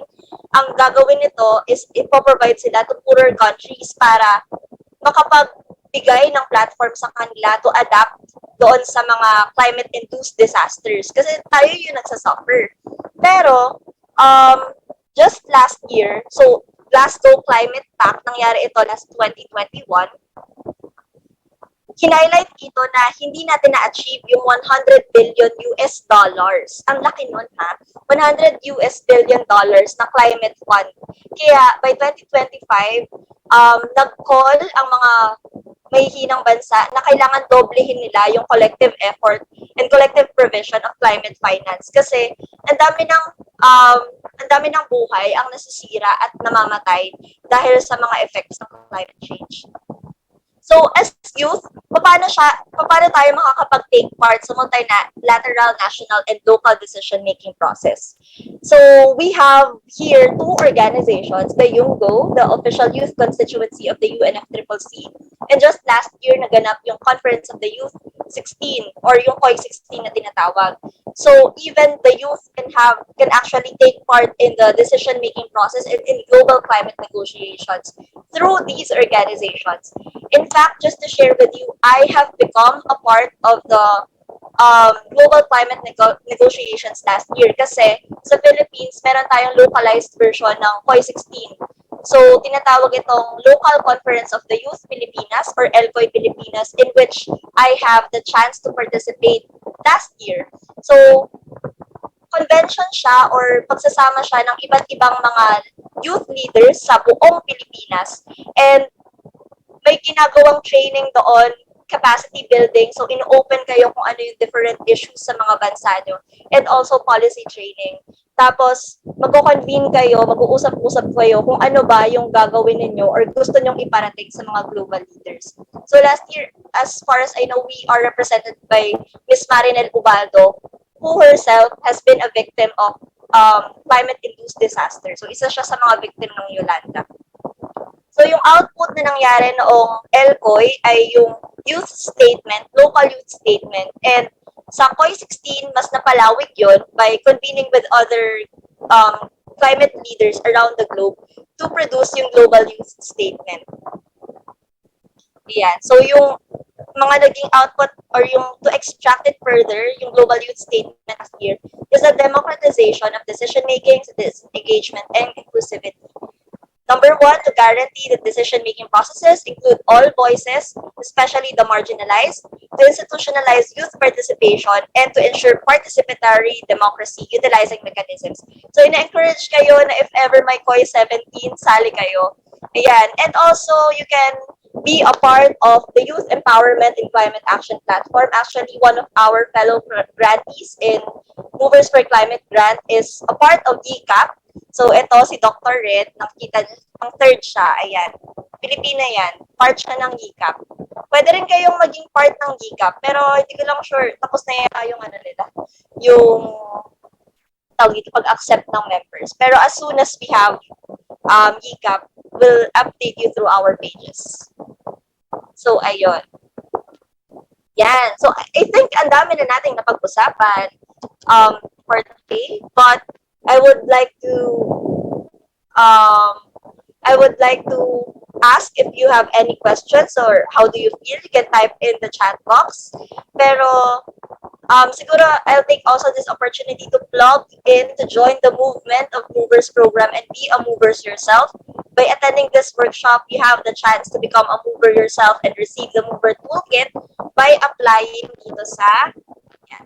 So you can scan this, everyone, kung may QR code kayo, to receive your Movers Certificate of Participation. Iba pa po ito dun sa ini-issue ni CYLI na certificate. Pero hopefully, you could also be a part of the Movers para mas marami tayo, mas happy. So with that, thank you, everyone. Ayan. Hopefully, marami tayo natutunan at maging mover tayo ourselves. Thank you. Grabe. So, thank you, Ate Mika, for that wonderful talk. Actually, parang ang dami pa nga natin pag-usapan, pero it actually makes me excited for more, actually. And sayang nga hindi umabot sa time yung mga ibang breakout rooms because that would be actually fun. And sana talaga mas maliwanagan tayo when it comes to these things. Kasi parang, according ata, nasabi mo na the climate change and the disaster risk, hindi lang siya naka-akibat on the disaster itself. It's actually connected with all of yung mga footprints natin, basically, yung mga footprints natin, hindi lang siya naka-akibat sa disasters. Yung mga consumptions natin, nakaka-akibat din siya on the disasters. So actually, thank you for that wonderful talk. And of course, I think hindi pa tayo napapagod doon dahil marami pa tayong pag-uusapan on today's SDGCon. So our next Next speaker for today she is a planner, a humanitarian, and an advocate. She believes in the power of open source data as a source for good. As a graduate of BS Human Ecology major in Human Settlements Planning, and as someone who is currently taking her master's in Urban and Regional Planning, major in Public Works, both from the University of the Philippines. She champions the SDG number 11, Sustainable Cities and Communities, my personal favorite, and number 13, Climate Action. Now she's currently working on the project and partnerships manager of MapaKalamidad.ph. Let us give all a round of applause to Miss Maria Luisa Rojas. Take it away, Miss. Thank you for that introduction. Ayan, magandang hapon sa lahat. Maulan din ba sa area ninyo? So, all of a sudden, no, it really shows how drastic our climate is changing. No, sobrang araw kanina when the day started, and then all of a sudden there's a downpour. I hope you are all staying safe and dry. Yan. And I guess saktong-sakto itong pag-uusapan natin this afternoon. No? So, let me just share my screen. Hold on.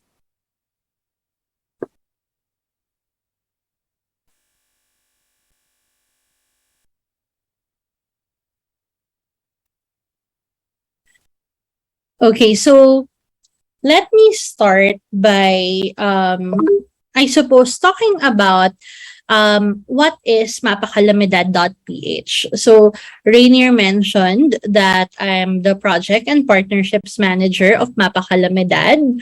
No, and we are essentially an open source platform that all of you can access. No, libre po siya. At it's not an application.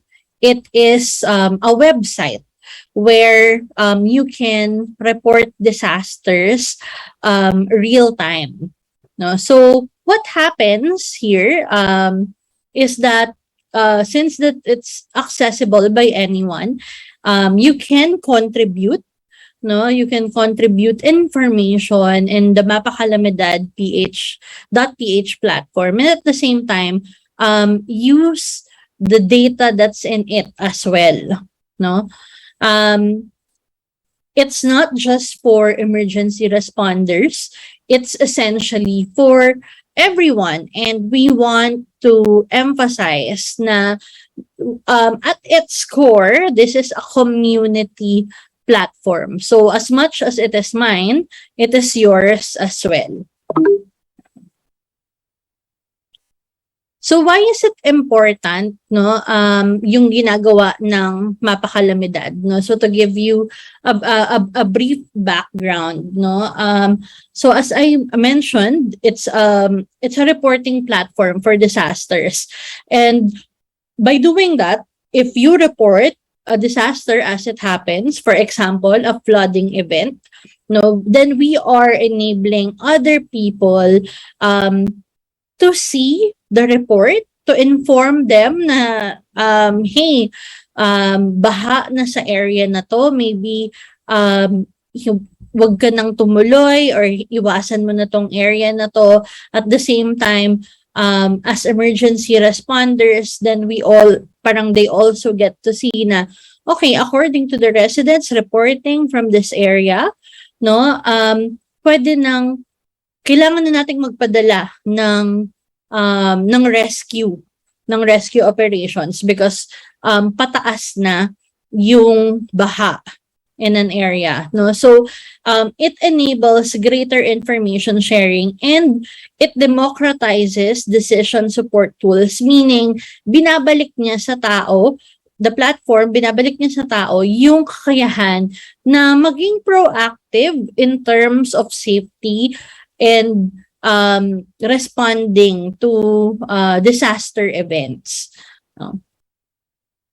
So essentially, whatever you report in the MapaKalamidad platform, na-access din po siya ng ating national government, no?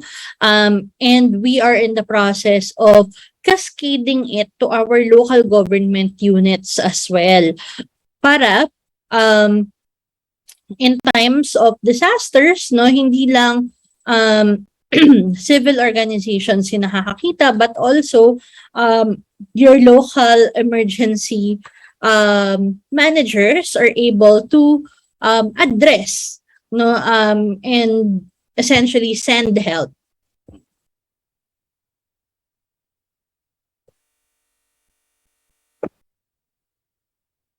So this was our launch, no, in collaboration with NDRRMC and OCD. Okay, so what MapaKalamidad does is we take advantage of social media for disaster reporting. Kasi ano ba yung usual na ginagawa natin, no, kapag may disaster events? Makikita natin na people are reporting through Twitter, people are reporting through Facebook, no? And sa Pilipinas, we are such social media savvy people. As in, I think out of 120 million na population natin, 115, almost 80 million ang gumagamit ng social media. So, what MapaKalamidad does is it hopes to consolidate yung mga pumapasok na reports sa social media and i-centralize siya sa platform. And in a way, it also makes it easier for you to take charge of your community's safety. It also enables you, the youth, to become active participants, no? So you can access MapaKalamidad through Telegram, through Facebook Messenger, or through Twitter. Yan. And in the future, in the very, very near future, we're also adding Instagram, Viber, and WhatsApp dun sa mga avenues kung saan pwede kayong mag-submit ng report. Okay, so paano ba mag-submit ng report? So kindly take note, no, kung paano mag-submit ng report, and or sabayan ninyo ako. You can join this walkthrough, and successful reports, no, later on, you get a chance to win MapaKalamidad merch, no, as long as you complete the reporting process. Okay, so you select a platform between Facebook, Twitter, or Telegram. So usually, alam ko, madalas people choose Facebook kasi pinakamadali, no? So just send us a message in Messenger or click the message button, and then you can choose between ulat or report. So kung gusto mo na Tagalog yung sagot sa'yo nung bot, then you can use ulat. Pero kung gusto mong English, then you can choose report. And then, magbibigay ng unique link yung bot sa reply niya, and you can click on this, no? And then it will bring you to the website, no? So MapaKalamidad.ph. It will ask you to confirm your location, or not necessarily your location, but yung location ng area na nire-report mo, no? Kung saan yung disaster.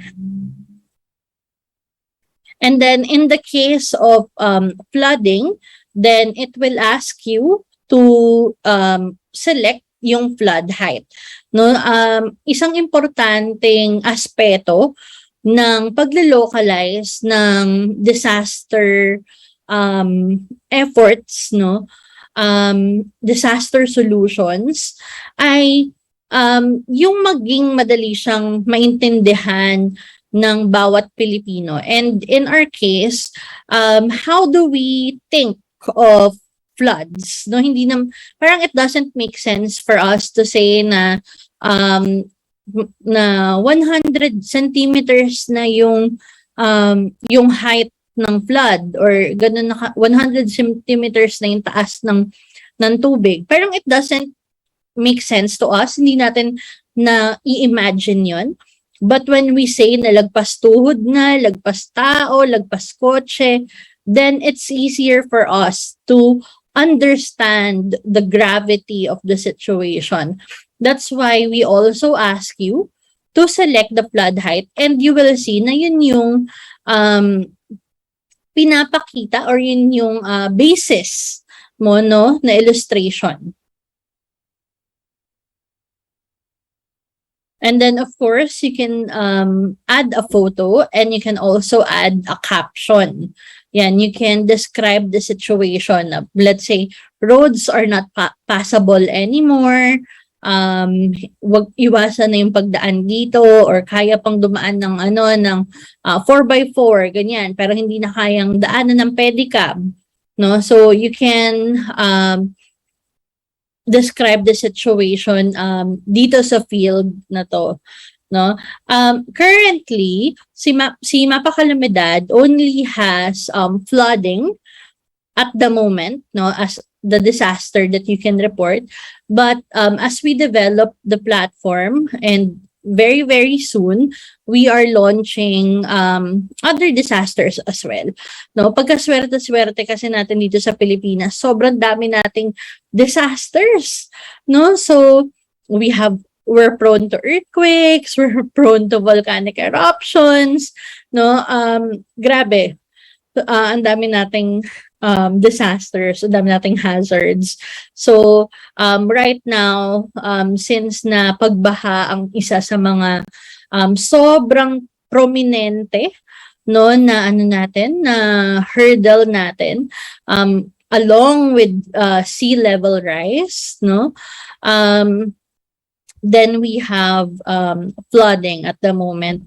Yan. So in here, since na you are sending your report, please indicate your name, no, para we can trace back your registration, and we can contact you kung kayo yung maswerte na mabubunot sa raffle, no, for attending this session. Yan. So, involvement-wise, no? Okay. Involvement-wise for the youth, we also have very specific programs, no? But before I discuss that, you can watch this video to give you a recap and better understand what MapaKalamidad is.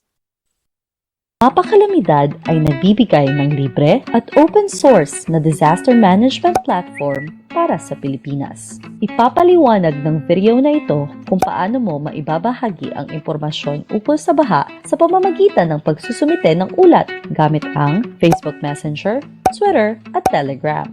Sa Facebook, magpadala ka ng mensahe sa @MapaKalamidad upang matulungan ka namin na maglagay ng impormasyon tungkol sa baha, kumpirmahin ang iyong lokasyon, magdagdag ng mga larawan, at ilarawan ang sitwasyon.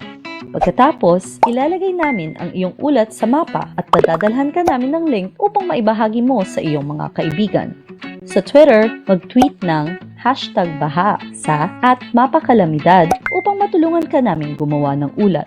Pagkatapos, magpapadala kami sa iyo ng isang link upang makita mo at maibahagi ang iyong ulat. Sa Telegram, i-text ang /baha sa @kalamidadbot na tutulungan ka na gumawa ng ulat. Sa anumang paraan mo gusto mag-ulat, maaari mong bisitahin ang MapaKalamidad.ph upang makita ang mga napapanahon na impormasyon ukol sa baha. Kapag ibinabahagi natin kung ano ang ating nakikita, ang lahat ay magkakaroon ng kaalaman upang maging ligtas na magkakasama. Bisitahin ang MapaKalamidad.ph para sa iba pang impormasyon. Alright. So, now, I hope you got that. I hope you're able to submit a report. So now, let's talk about youth participation in disaster risk reduction, because the youth have the most energy, and I believe tayo yung pinaka-passionate dahil tayo yung pag-iiwanan, no, or tayo yung mas matagal pa sa mundong to, no. So if you have any questions, please feel free to drop it in the chat. I'll try to answer them all later. Yan. So as I've said, MapaKalamidad has a disaster risk reduction youth ambassador program. So this is open to anybody between 15 to 30 years old. And essentially, being a youth ambassador, we are empowering young leaders such as you guys, no, para maging community champions, community leaders, yan, who can support and empower community-based disaster risk reduction.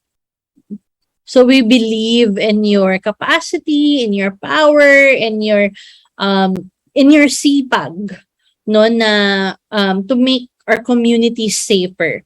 No, being part of the Youth Ambassador Program, we offer, of course, solidarity between our youth ambassadors in Indonesia and the Philippines. So there's a lot of collaboration between the youth of the two countries. Of course, you also get to meet other young leaders, no, young Filipino leaders na ang gagaling din at nag-champion din ng disaster risk reduction in their respective communities.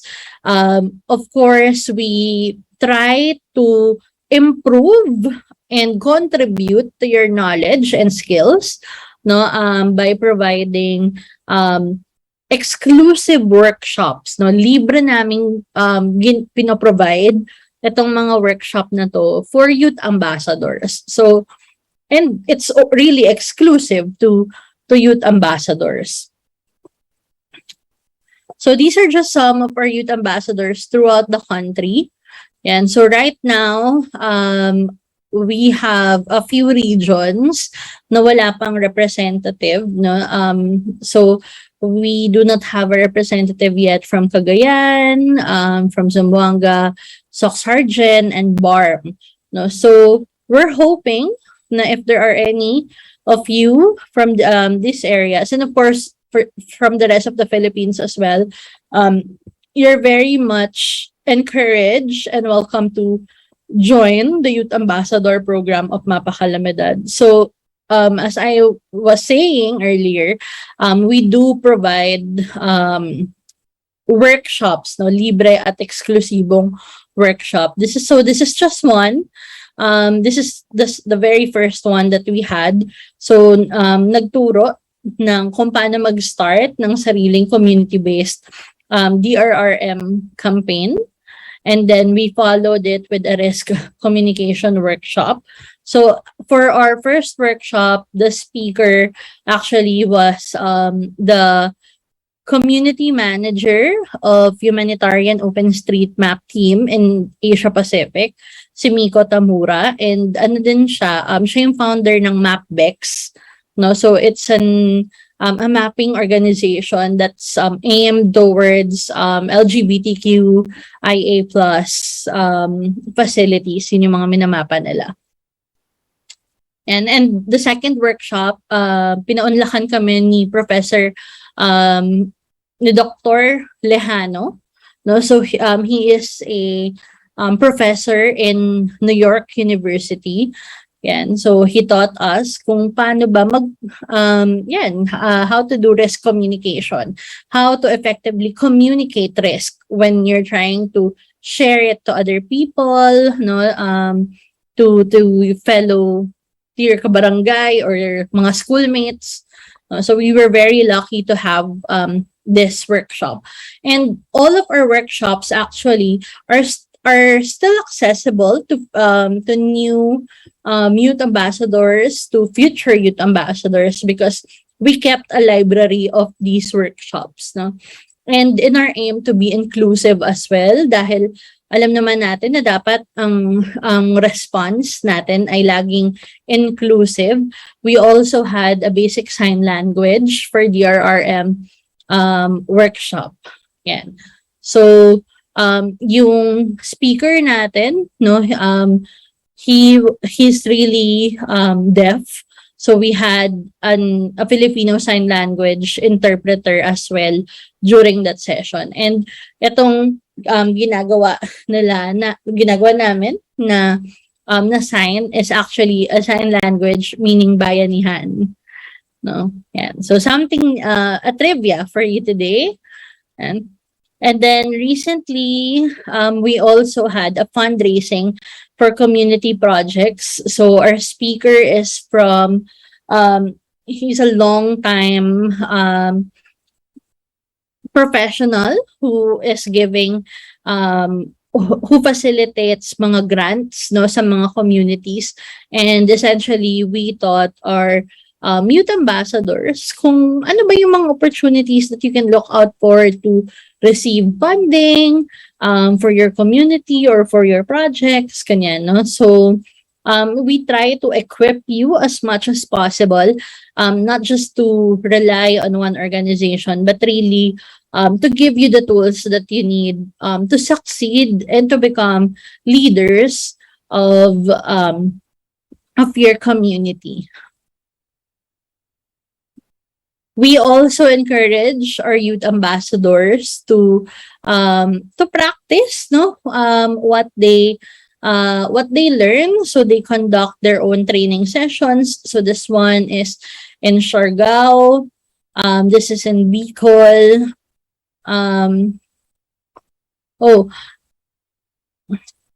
So yeah, parang those are just some of the areas na nakapag-training na yung mga youth ambassadors. And this one is one of the opportunities that we provide as well for our youth ambassadors, no? So every now and then we do a round of micro grants.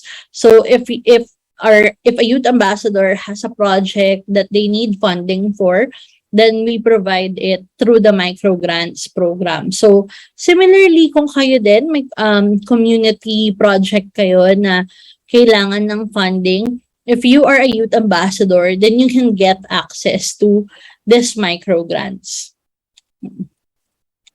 So just another reminder, no, if you haven't submitted a simulation report dun sa ating platform, yan,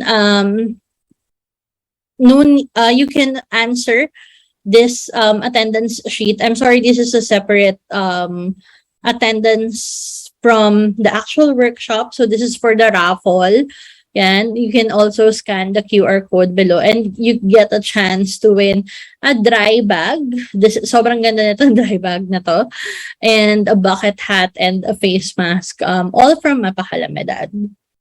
And so I hope you take a picture of the QR code para madali para sa inyo, or you can enter this URL, tinyurl.com/mpk24 September 2022. Yan. All right. So I guess just to give you an idea, if you are interested to become a youth ambassador, it's as easy as making a report and teaching 10 of your friends how to submit simulation reports, no? And just make sure na when you teach your friends, then you also tell them na dapat ang ilagay nila is your name, no? Na example, hashtag Youth for Bayanihan, Sen Rojas trained me. So dapat if you are training your friend, if you trained your friend, then your friend should put your name here, no, para mabilang, and then just fill out the form, the bit.ly/youth for bayanihan. So this is just a very, very short form, so we can process your application.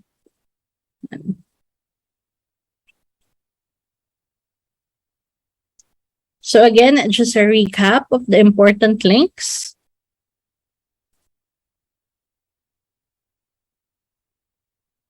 Okay, sige, let me Okay, I get the sheet is no longer accepting responses. Sige.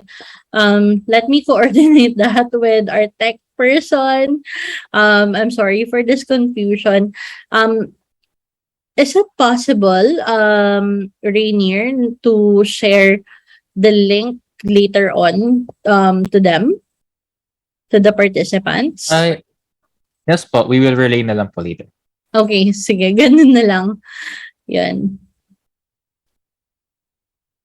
Okay, so I believe we also have a Q&A, tama ba, Rainier? Ako na yung nag-facilitate, ako na yung nag-post. Yes, we do have po. Okay, I guess I can answer the questions by then. So you can also reach us through the following. No, you can email us at bayanihan@mapakalamidad.ph, and of course through our official Facebook and Twitter and Instagram account. Yan, you can tag us. We would love to retweet you or post or repost your Instagram stories. Yan. All right. Right. Again, thank you so much for listening. Yes po. Once again, thank you po, Miss Sen and the MapaKalamidad.ph. Actually, that was actually a good and wonderful discussion po.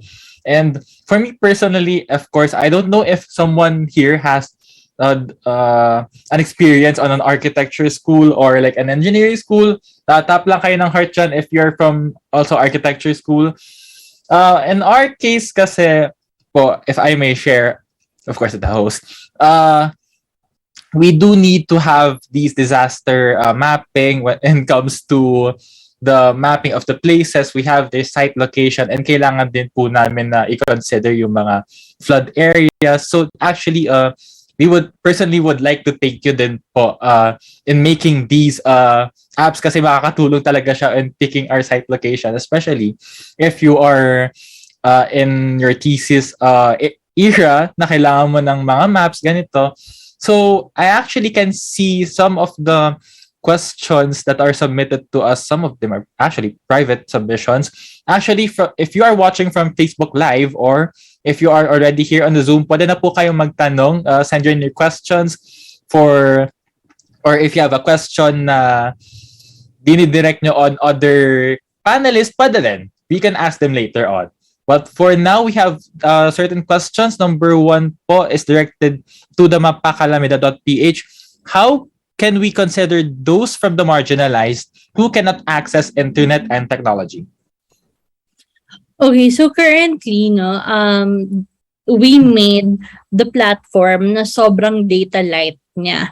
As parang you don't need a super fast connection to be able to report, and that's why we also made it in such a way na you can use Facebook Messenger sa pag-submit ng report, since na alam mo yun, a common Filipino yung masa, Facebook ang natin, Facebook yung platform natin. As to the issues of internet connectivity, we recognize that this is a hurdle, especially for areas na mahirap ang internet connection. And knowing this weakness, we are also actively looking for a solution. So if you also have an idea on how to build this, we are open to suggestions. Maybe may brilliant idea kayo, we would love to hear it. But yes, we are aware na this is a problem, especially for areas na nawawalan ng connection or bumagsak yung network, yung mga cell towers because may malaking bagyo. We are working on it. Rest assured. Yes po. Actually, guys, to reiterate, you can send actually your questions in the chat box then. So our second question din po is also from the MapaKalamidad.ph. How fast is the government or the CSO response to the reports? Okay, so currently, no, real-time din nakikita ng government natin yung bawat report. So immediately when you submit a report, just give it less than a minute, usually mga 5 to 30 seconds. Once na nasubmit mo na yung report, nag-a-appear na siya sa platform. Once nag-appear siya sa platform, kita na din agad siya ni NDRRMC. No, we have a direct connection with them. I guess ang tinatrabaho ngayon, ang in-encourage namin ngayon is really naibaba siya down to the local governments para mas mabilis yung action. Because right now, since na ang coordination ay nasa level pa ni NDRRMC, then medyo it's a long way up, no, going down. As to the CSOs naman, civil organizations, NGOs, we are currently, actually within the year, no, September na, almost October na, within the year, we are releasing an update of the platform wherein you can sign up for location-based notifications. So for example, you are monitoring an area or na alam mong disaster prone. So anytime na may pumasok na report na nagre-report agad na medyo tumaas na yung tubig dito, then you will get an email, you'll get an update na okay, may nag-report na. So if you are a CSO na may binabantayan na area, then you immediately get an update. So you can watch out for that, no? Hopefully by November it's already out, that update. And another question, a follow-up from previous ones. How can we make sure your active response in urgent disaster events like flood or fire in rural areas? Can you clarify that? No, to the ones who submitted this question, can you just clarify this one? Like how can we make sure the active response in urgent disaster events?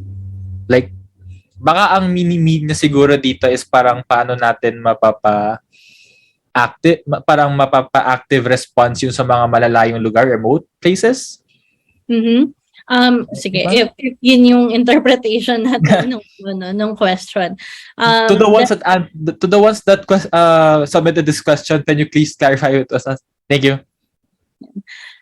So yeah, definitely that's the importance of having people na aware of the platform across the Philippines. No, essentially, kaya we are also very aggressive in promoting the platform because we want people to know na merong ganitong platform na pwede mong pagreportan and people can see na may ganitong disaster event.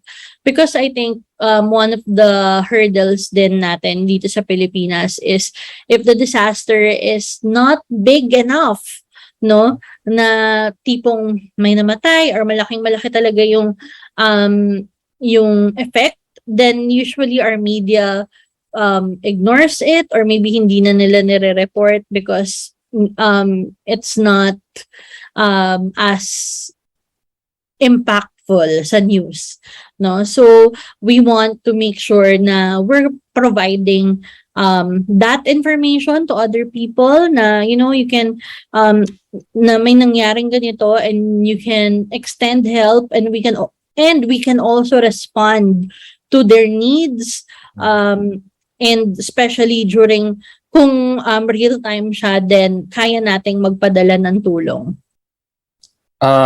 Ayun, nag-send siya. Parang, meron po ba na naka-automate na message pero paano po kami makaka-make sure na may nakakakita po sa report namin, especially on the rural areas? It doesn't matter where you are, no? Whether you're in rural or urban areas, as long as you submit a report, then those reports also are reflected at the very least sa system ng NDRRMC. Okay, so I guess the more reports lang that we receive, then the more lang na focus, or the more na mas mapapansin ng NDRRMC na may ganitong disaster event. No, the thing with MapaKalamidad essentially is we are a reporting platform. We enable you to provide information to the people who should see this information. Unfortunately, we're not really an organization that responds. No, we are a communication platform. But yun, parang rest assured na no matter where you are in the Philippines, as long as you're able to submit a report, then your reports are visible to the people who should see it. Yes po. And last question po, I think pero nasabi na to kanina, pero we can recant this one. When can we expect other disasters to be included on the platform, like fires, earthquakes, or hurricanes? We are, again, as I said earlier, we are in the process of adding those. What's taking time is yung localization. No, we want to make sure na what will appear sa platform ay something na madaling intindihin at inherently Filipino. No, so para gets natin agad yung at nagme-make sense para sa lahat ng tumitingin yung report.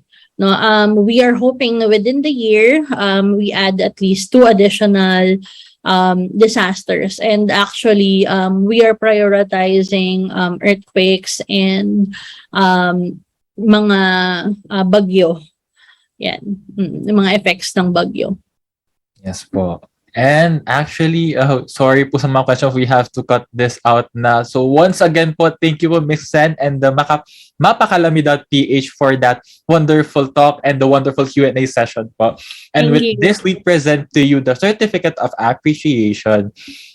The Certificate of Appreciation is presented to Ms. Maria Luisa Rojas for the valuable contribution as a speaker during the 10th episode of Caloocan SDG-Con, titled Handa Kabataan, Youth as Frontliners of Disaster Risk Reduction and Resilience Building, held on 27th of September 2022 via Zoom, signed by the Executive Director and President of CYLI. So, before we move on, may we request everyone muna to turn on their cameras for a quick photo session together with the MapaKalamidad.ph and Ms. Sen.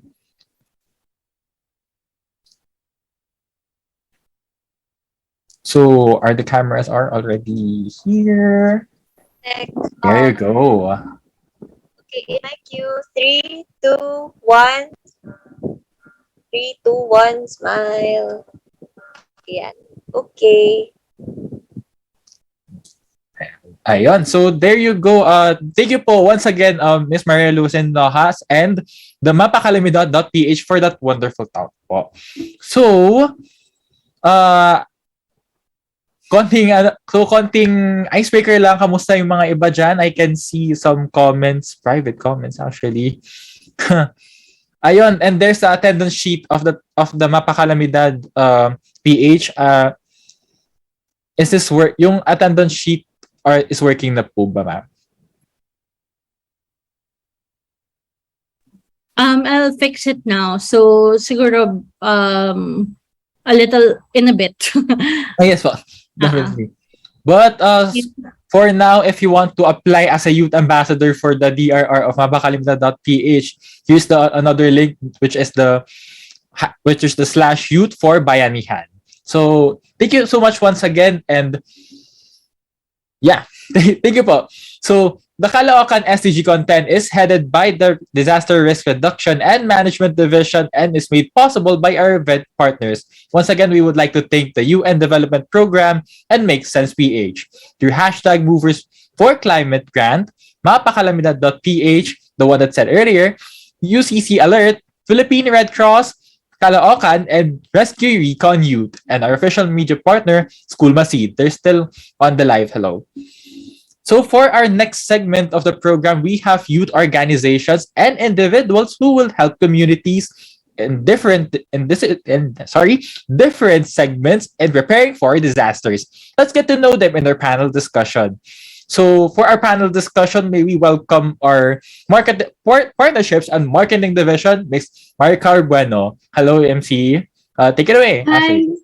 Hi, thank you, Rain. So far, grabe, ang dami ko natututunan doon sa mga sinabi ni Consi Yakit, yung gather youth is really a great way to help Filipinos, and also yung mga sinasabi ni Ate Mikay na about sa GHGS emissions, which really surprising. And also yung sinabi din sa MapaKalamidad na digital platform. And ayun, hi everyone, my name is Maricar M. Bueno. You can call me MC, your moderator this afternoon. So for my background, just search me on LinkedIn, charot. I am an agricultural and applied economics student. So I hope everyone here is Baka naman. still kicking and alive. So pa-heart react naman dyan kung buhay pa rin kayo. Ayan. Yes. Ayan. Ayun. So A lot of hearts. So, mukhang excited na ang ating mga participants para makilala ang ating mga panelists. So, after that insightful topics from our speakers, pa-share naman kami ng inyong learning so far. So, ano ba ang tumatak sa inyong insights from our speakers? Ano ba ang mga specific idea na nagpa-highlight sa mga speakers? So, you can search it or you can share it on our Zoom chat. Everyone or direct message is really a high appreciated. Yes. So, And also pala, while you are entering your entries on the chat, according to MapaKalamidad.ph, you can already access the attendance sheet. Yan lang. Thank you. So, meron dito, sinabi learnings daw. I like the analogy on how the CO2 and CO2 EQ is related to the value of dollars and peso. My highlight in terms of Ate Mikay's workshop is that we should help the environment to prevent net zero. Tama ka dyan. Kahit sa simpleng exercise lang, pag-lessen ng meat or pagiging vegetarian is really a great way to prevent the net zero. So, also meron din dito, I learned that simple not making transportation is really a blastful for the environment. So, ayan, tama. Imbes na, feeling mo naman, malapit ka lang naman sa school mo, pwede ka naman lakarin na lang yon, di ba? Siyempre, nakaka-help din yun sa environment natin. So, ayan, thank you for sharing your thoughts, everyone. Grabe, iba talaga ang ating SDG youth advocates. With this SDGCon, it can be used as everyone's tool to be aware and resilient to the possible hazards. At this point, I am so excited to introduce our youth ambassadors for disaster preparedness. Excited na ba ang lahat? Pa-heart react naman dyan. Ayan. So, ayan, so many. I say maraming reacts. So, huwag na nating patagalin pa. Let us get to know them and their whys in our panel discussions. So, for our first panelist was born in Camarine, Caloocan City. She is a product of Caloocan Public Schools ever since. A second-year psychology student of University of Caloocan City or UCC and the present affiliation assistant of the Community on Education under UCC Advanced Lifesaver and Emergency Response Team. So for our first speaker, let us know her and her organization. Take it away, Miss Mimosa Ognita. Hello. Am I audible po? Rinig po ako? Yes po, you're on. Okay, so ayun.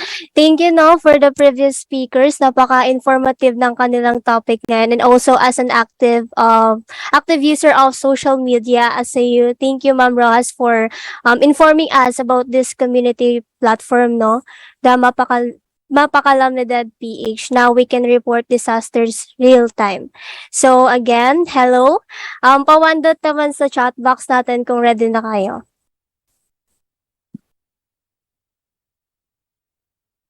Ayan. So, good afternoon sa ating lahat. I am Mimosa Ognita, again, the Affiliation Assistant of Committee on Education under Alert. And today, mag-present ako about the accomplishments of our organization. So, let's start. Miss Gian.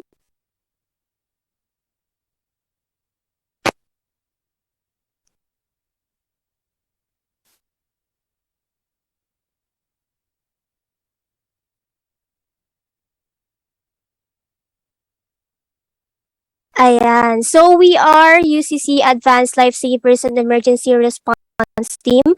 And now we will discuss about the accomplishments of our organization. So, let's start. Next slide po, please.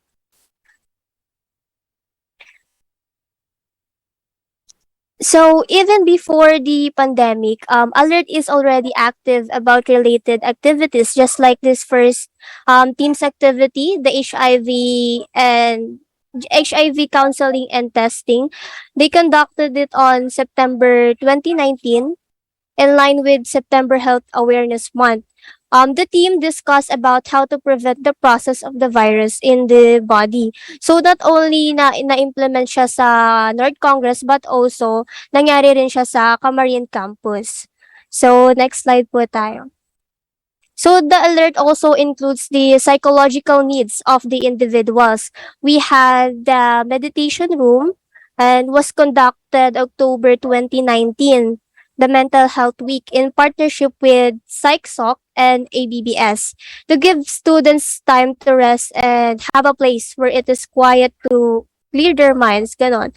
To encourage the students to relax for a while. So since Alert is an emergency response team, the earthquake drill happened in preparedness for disasters, and the students were informed about the activity, the things to remember before, during, and after the earthquake. So this drill happened before the pandemic. Ayan. In 2020, UCC Alert was invited by DZRH Boses ng Kabataan and talk about the ANCOV and the issues that surround it. So the team also aimed to spread awareness to the listeners since there's a lack of communication between the government and the people. So remember the panic buying that happened that time nung nag-start ang pandemic. So we really think the team talaga kasi nakapagbahagi sila ng information about the NCOV and also how to prevent it. Then, Alert, hindi natapos yung pagiging active since, next slide po please. Ayan. The team continued to spread awareness by posting guidelines about the Holy Week in pandemic. Since itong time na to ay unang Holy Week na kung saan maraming restrictions, may mga limits, also because para ma-prevent yung pag-spread ng virus. This is to help the netizens be informed about the IATF guidelines and policies in commemorating the Holy Week. Then, next slide po please. Pagdating ng April 4 to 11, Alert continued to inform the netizens by using the additional platform. We all know naman the TikTok, diba? So, ayan, the team created COVID-19 infomercial. This is to inform the netizens about simple facts on pandemic. Next slide po, Ms. Gaya. On April 27, the COVID-19 symptoms awareness was posted to differentiate the symptoms of COVID-19 and other related allergies. The symptoms were posted to help not only the students of UCC but also other people. So ang laki, kung tutuusin, ang laki talaga ng impact ng Facebook as a platform kasi nai-inform yung bawat mamamayan at naibahagi ito sa iba. Ayan. So when the vaccination started, Alert posted COVID-19 vaccination guidelines to encourage students to be vaccinated safely and lessen their hesitations. We all know during that time is merong mga kumakalat na information na hindi naman totoo or hindi nila ito pinag-aaralan ng maayos. So by this activity, by this info, people will have knowledge about what to do before, during, and after the vaccination. Also, Alert participated in spreading awareness during Suicide Prevention Month to motivate every netizens and help them not to do any harm to themselves, to keep on going and living. So yung activity na to, ang aim nito is to encourage individuals to prioritize their mental health, especially since the pandemic started. Ayan. The team created video and sending motivational message to people. Ayan. This is our Facebook page pala. You can visit us. You can type our name sa Facebook. Ayan. So from March to November of 2021, the alert continued to monitor daily the COVID case. This is not only to widen the engagement of the organization, but also to help students monitor the increase and decrease of cases. Ayan. Other than the pandemic, Alert also posted about the pre-existing health concerns. Ayan, to remind everyone about it and be informed. This is the dangerous drugs facts and awareness to give knowledge to the netizens about the drugs and its effects. Ayan. Ayan. So these activities will be found on our Facebook page. And now, the Alert is planning to expand and continuously have trainings for members to empower our co-students in terms of disaster and preparedness. So, sa mga taga-UCC dyan, you are welcome to be part of our family. Ayan. So, in coordination with NSTP, Alert will do and be part of conducting seminars for both North and South. This is about the disaster risk-related topic na mangyayari this year. So, ayan, the Alert is not only here sa North, but also planning to expand the organization to other campuses, and especially sa UCC South.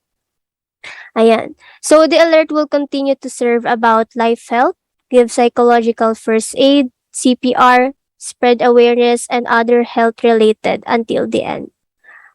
Ayan. Next slide po. And now, the Alert is now accredited by CCYDO. And I hope guys na you are going to, maging part ng aming family, because we really need your help to spread information and about life health and so on. Thank you so much. Thank you so much, Ms. Mimosa. That was an insightful presentation that provides accurate information and remind everyone for awareness in pandemic, in vaccination guidelines, and way of making psychological information. So thank you so much. So let's have for our second panelist is involved in various programs and active representing his institution. Also born and raised in Caloocan, let us welcome Mr. Carlo Angeles of the Philippine Red Cross Caloocan Chapter. So, hi, sir. Hi, good afternoon. Okay yung audio ko? Yes po, audible naman. Hindi na ako mag-share ng presentation kasi yung 5 minutes medyo maliit. Yung sa Caloocan, kasi Caloocan Red Cross, actually medyo, sorry. Ayan. So, yun po. So, iyan ko lang yung organization is Red Cross Caloocan. So, one of the chapter po ng Philippine National Red Cross. So, actually, I'm not from Caloocan. I am from Valenzuela. Although, currently employed as sa Caloocan Red Cross natin. So, with yung Red Cross Caloocan, yung kanyang program on disaster, yung sa resiliency natin, yung target kasi talaga is yung 4 thematic issues, yung disaster prevention, mitigation, preparedness, response, and recovery, and rehabilitation. With disaster prevention mitigation, basically yung Philippine Red Cross kasi in general, although when we talk about sa Caloocan, currently tuloy-tuloy yung program namin sa pagkakandak ng mga first aid trainings. We are targeting yung schools, community and companies. Sa school actually itong September, supposedly we are planning na magkaroon sana ng First Aid Olympics for the public schools and private schools sa Caloocan. But then sadly, may lumabas na department order, I think from sa DepEd, na not allowing yung mga extracurricular activities, kaya hindi siya nag-push through. But just the same, nag-conduct pa rin naman kami sa school lang. Kasi yung kasama sana nung activity is that after conducting yung training on first aid, we'll be having the First Aid Olympics para at least makita yung output dun sa mga bata. Pero yun nga, even without the First Aid Olympics, still nagkanda kami ng mga trainings on first aid. And isa din yung, aside sa first aid kasi, yung Red Cross kasi is maraming services. Meron kaming 6 services. So included sa services is yung sa safety, yung mga trainings natin on first aid, basic life support, and then we also have yung disaster management services. So with disaster management services naman, so yung focus niya talaga is on DRR.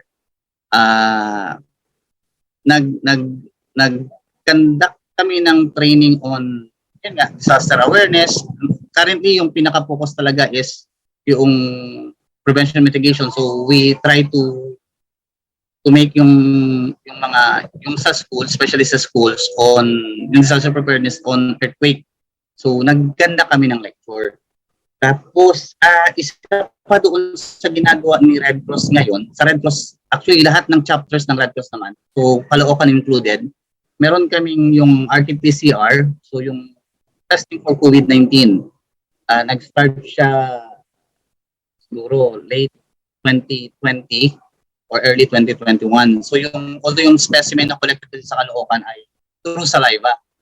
Kasi yung sa main office namin, swab sa throat and nasal yung specimen. Pero dito sa Caloocan, nagkanta tayo ng RT-PCR natin na saliva yung specimen.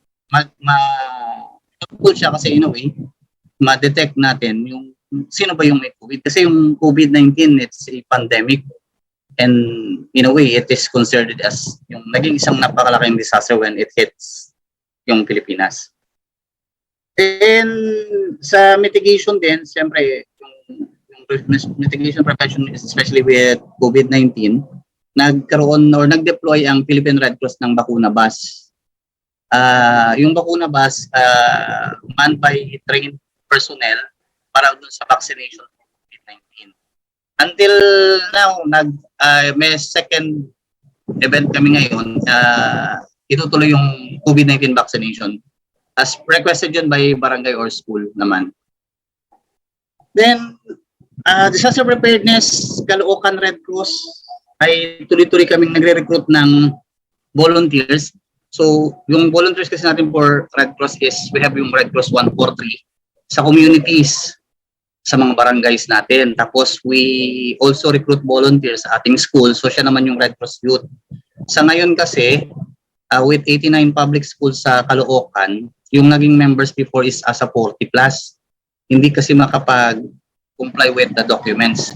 Once na naging member ka ni Red Cross 143 or ng Red Cross Youth kasi, yung responsibility ng Red Cross Caloocan is again, mag-train doon sa mga volunteers natin para maging disaster ready sila.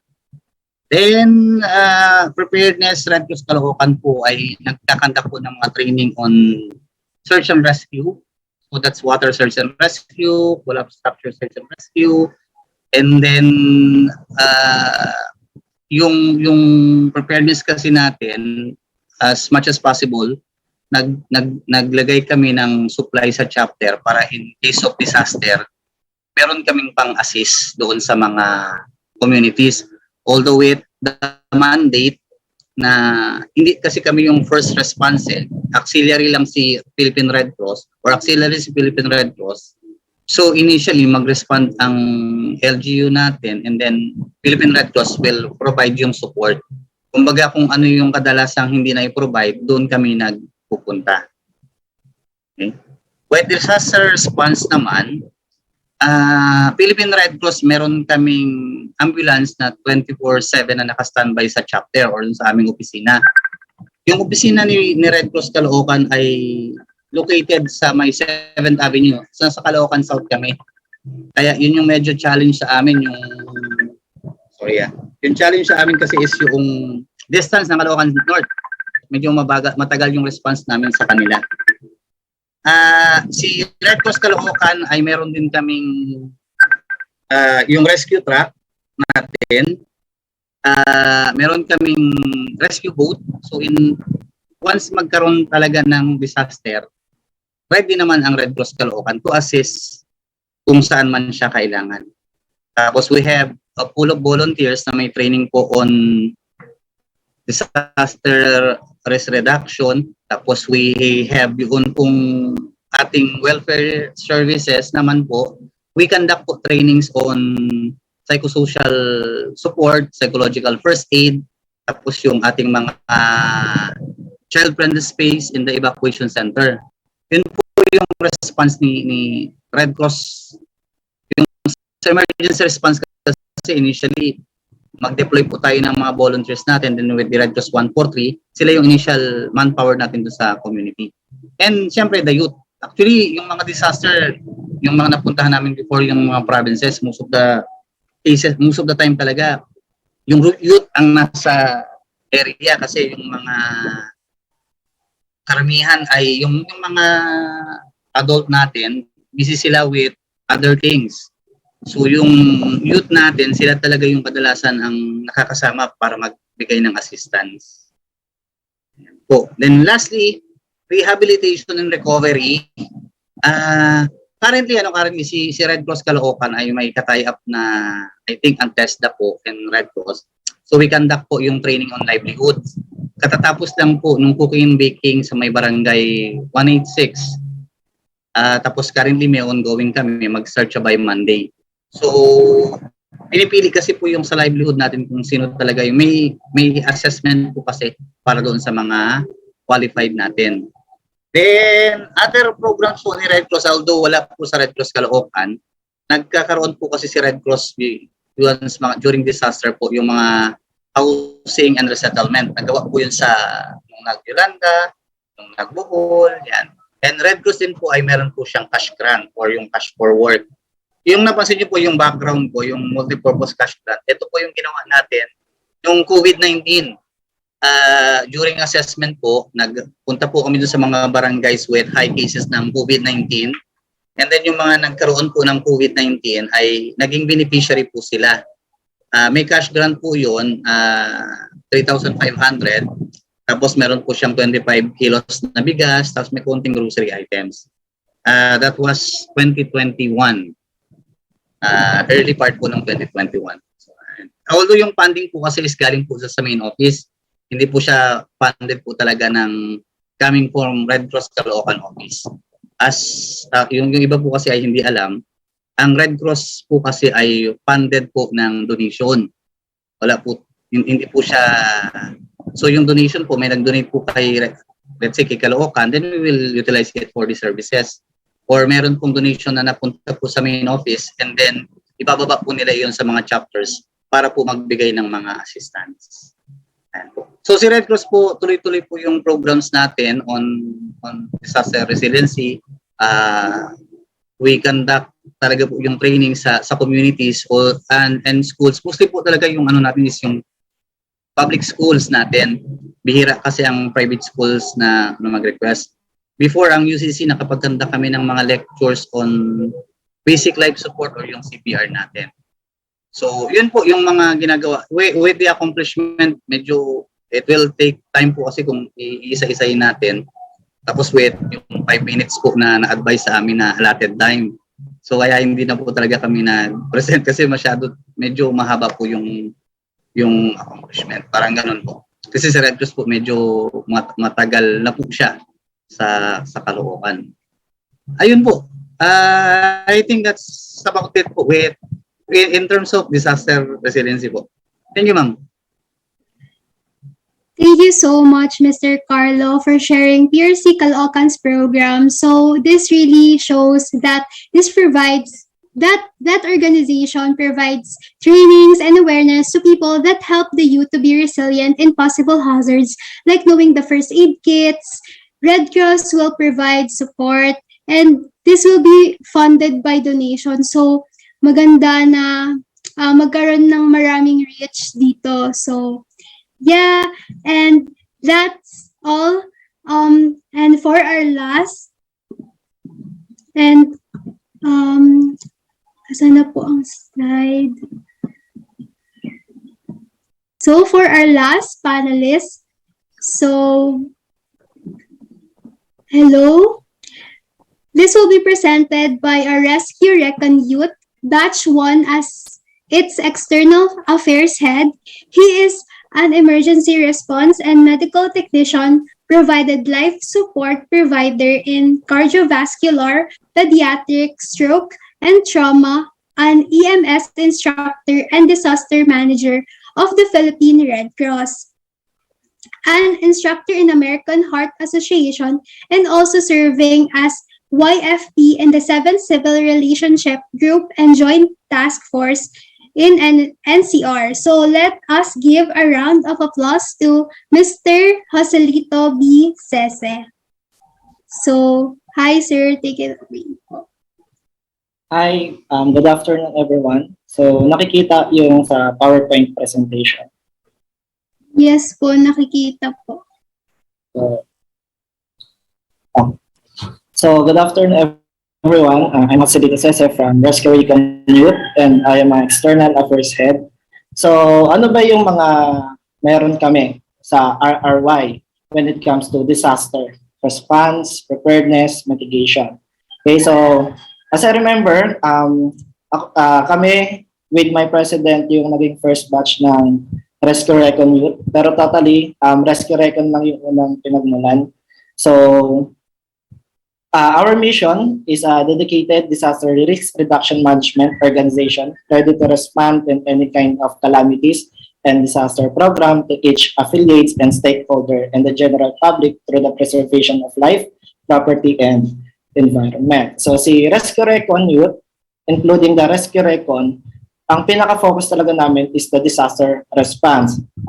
As of now, we are accredited by the INSARAG, under the UN, United Nations, under of the OCHA. So marami na rin kaming mga activity na ginagawa and response history na nagkaroon talaga ng disaster dito sa Pilipinas. So mamaya, i-present ko siya.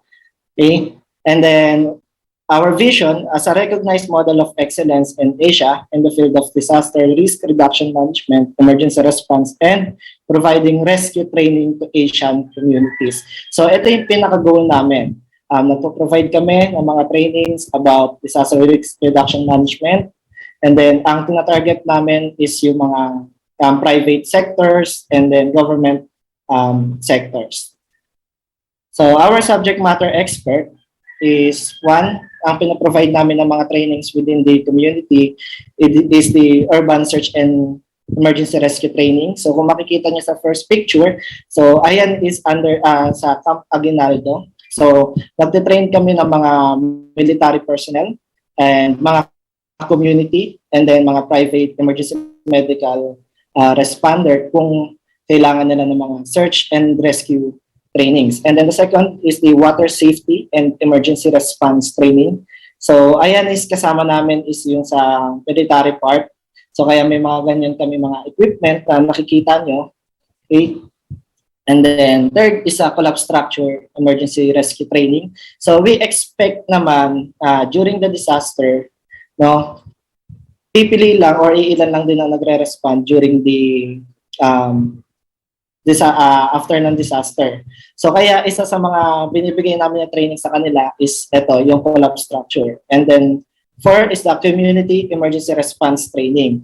So as of now, the Rescue Recon Youth, ini-engage namin lahat ng schools and community na mag-training sa amin. And then we make partnership and MOA sa kanila. And then ito-train natin sila para in times of disaster, so sila yung mga magre-respond sa atin. At the same time, binibigyan din natin sila ng disasters training para to share doon sa kanilang school kung ano nga ba yung disaster management na tinatawag natin.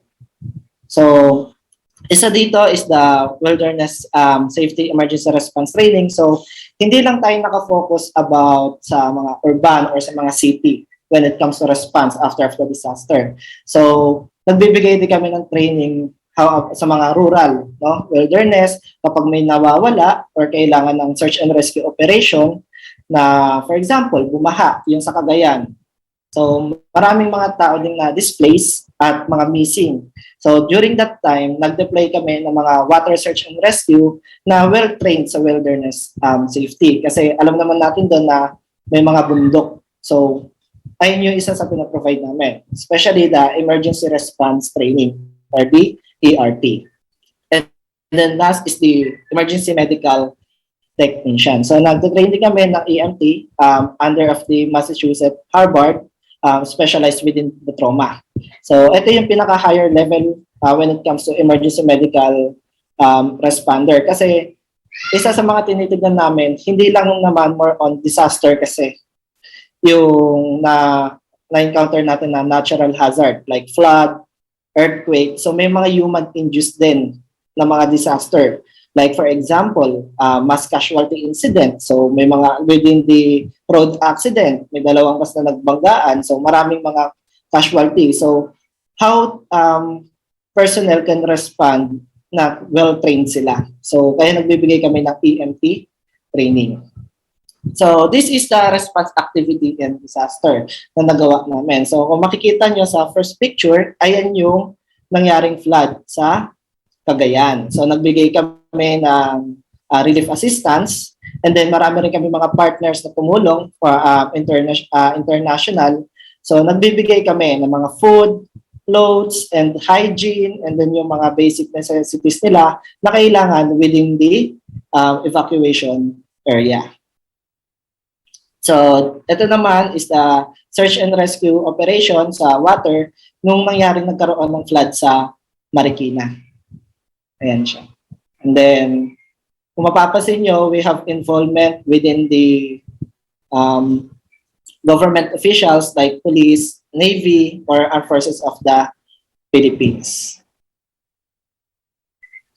And then ngayon, kung makikita nyo, this is our official page, the Rescue Recon Youth. So, pwede kayong makahingi ng update dyan or kung i-visit nyo, i-like nyo na rin and share. So, bukod sa mga response, kapag wala naman kaming emergency response, so we are continue to train the youth ng ERT or emergency rescue technician or training. So, under that, kung makikita nyo dyan sa other picture na naka-uniform ng mga Navy, so we are under of the 27 NARC or affiliated in the Philippine Navy. So kung makikita nyo sa mga pictures, hindi lang kami nagfo-focus into disaster response. So nag-serve din kami into medical mission.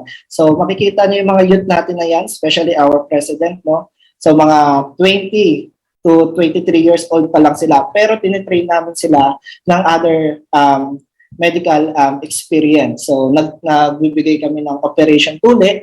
Ayan, so kung gusto niyo maging part sa amin, so why not? Pwede kayo mag-message sa aming Facebook page and then we can give you a training. And then next is for that November 2020. So ayan yung makakuha kami ng donation from other partner. So Re-relief operation kami, and then ayun yung pinapadala namin. So, hindi lang yon. So, nagkakaroon din kami ng mga outreach program na galing sa mga official partners namin and sponsors. So, ito yung tatawag naming Yakap Outreach. Ayan, so, ang tinatarget namin dito is yung mga taong leverage talaga yung meron silang kayang i-provide. So, ngayon, this is the updated activity na ginagawa namin ngayon. The Rescue Recon Youth in the partnership of the Boy Scout of the Philippines. So, ano yung pinaka-goal namin? To strengthen and then to create more volunteer and manpower na magbibigay ng mga trainings when it comes to disaster resiliency. And then, after of the disaster, ano yung pwedeng response na pwede namin ibigay. So, talagang ang pinafocus namin is mga youth, and then pinapartners namin sila para maging equipped. Kasi naniniwala kami, when it comes to disaster, hindi lang dapat puro nagbibigay ng mga trainings. Hindi lang more on awareness. Dapat ini-include natin yung mga basic na sector or sa community, yung mga maliliit na family, no? Especially mga student, and then yung student magtuturo sa mga magulang nila regarding on disaster management, and then we can practice hanggang paangat siya ng paangat. Hanggang sa magkaroon kami ng adaptation or adaptable na pag-response when it comes sa disaster. So, yun yung ginagawa namin sa Rescue Recon. So, if you have a question, so pwede naman kayo magtanong. So, thank you. So, thank you po, Sir Joselito Sese. So, this really shows that training Rescue Recon Youth is promoting mission for military trainings and fundamental knowledge and emergency response for community. This strengthens human power to provide resilient inner society. Preparedness must be applied not just in bigger area, but also in smaller sector, for instance, for the students. So, and that's all. So again, we would like to thank everyone, our panelists, Ms. Mimosa, Mr. Carlo, and Mr. Joselito for doing a great and meaningful work on the ground and for sharing your knowledge on how we can be prepared for disasters. So, for our PPT, so let's have our PPT. So we will now into our open forum. So I think we can proceed with the open forum, MC. yes. We are having our open forum. So for participants, if you have questions to our panelists, for each panelist, type them in the chat box, or you can direct message me or any of the CYLI member. So yeah. So again, this event is made possible by our partners, UNDP and Makesense PH for #Movers for Climate Grant, MapaKalamidad.ph, UCC Alert, Philippine Red Cross Caloocan, Rescue Recon Youth, and with our official partner or media partner is IskulMasid. So to get the ball rolling, I want to start by asking all our panelists, so what is the biggest challenge you encounter in times of disasters? So for this question, every panelist will answer. So una muna po si Ms. Mimosa, second si Sir Carlo, and lastly is si Sir Joselito. So starting with Ms. Mimosa. So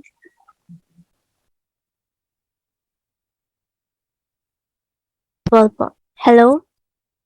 Kami yes po, audible? Okay. yes, audible. Ayun, sorry. So, yung ang ano sa akin is yung during the pandemic, nagkaroon ng communication problem.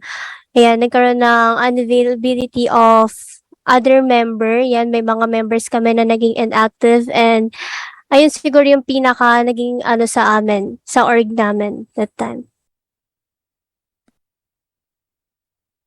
Okay, next for Sir Carlo.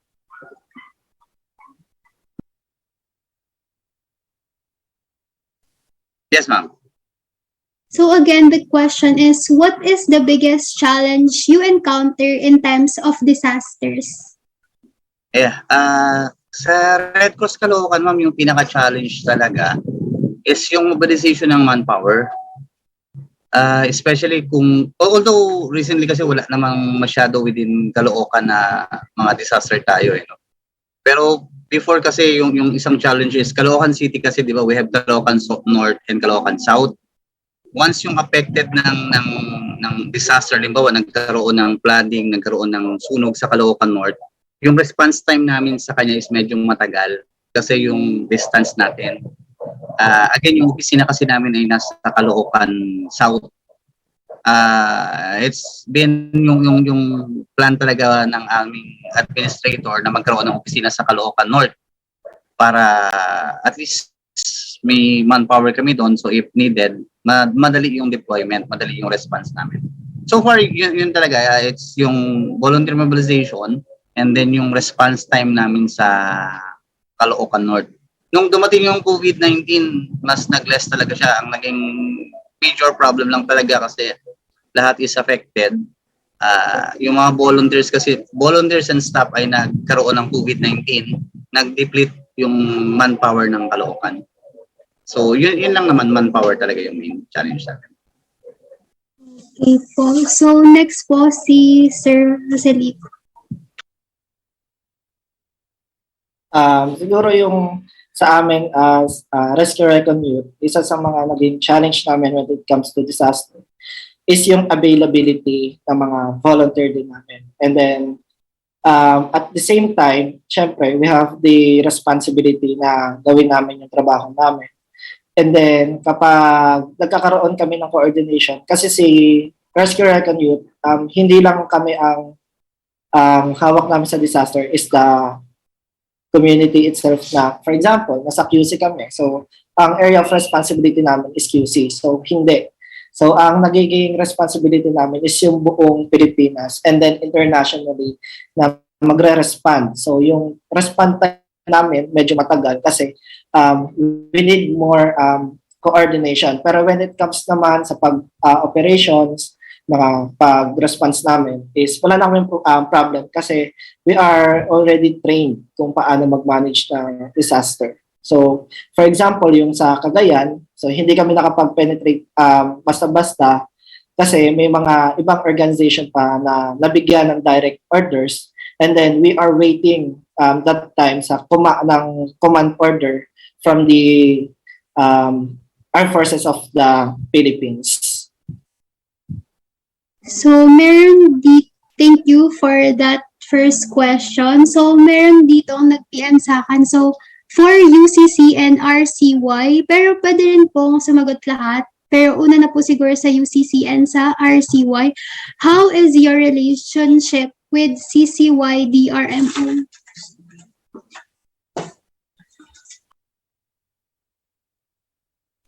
Hello, okay. So, yung relationship namin between the CCYD, is, inaasikaso pa po siya ngayon and now magpa-plan pa po kami together with our president kung ano yung mga pwede pa naming gawin para sa organization namin. Next po.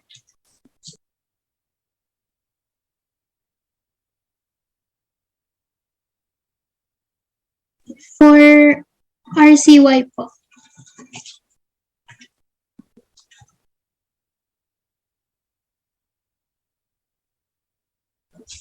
For Red Cross Caloocan po. Kayo po yung sunod. Actually, yung CCYDRMO,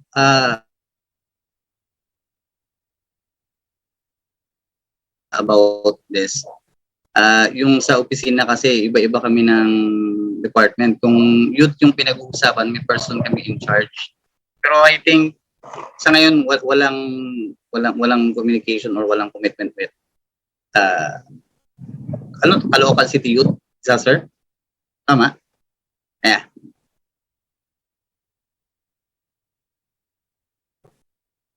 Next po, si Sir Joselito naman po.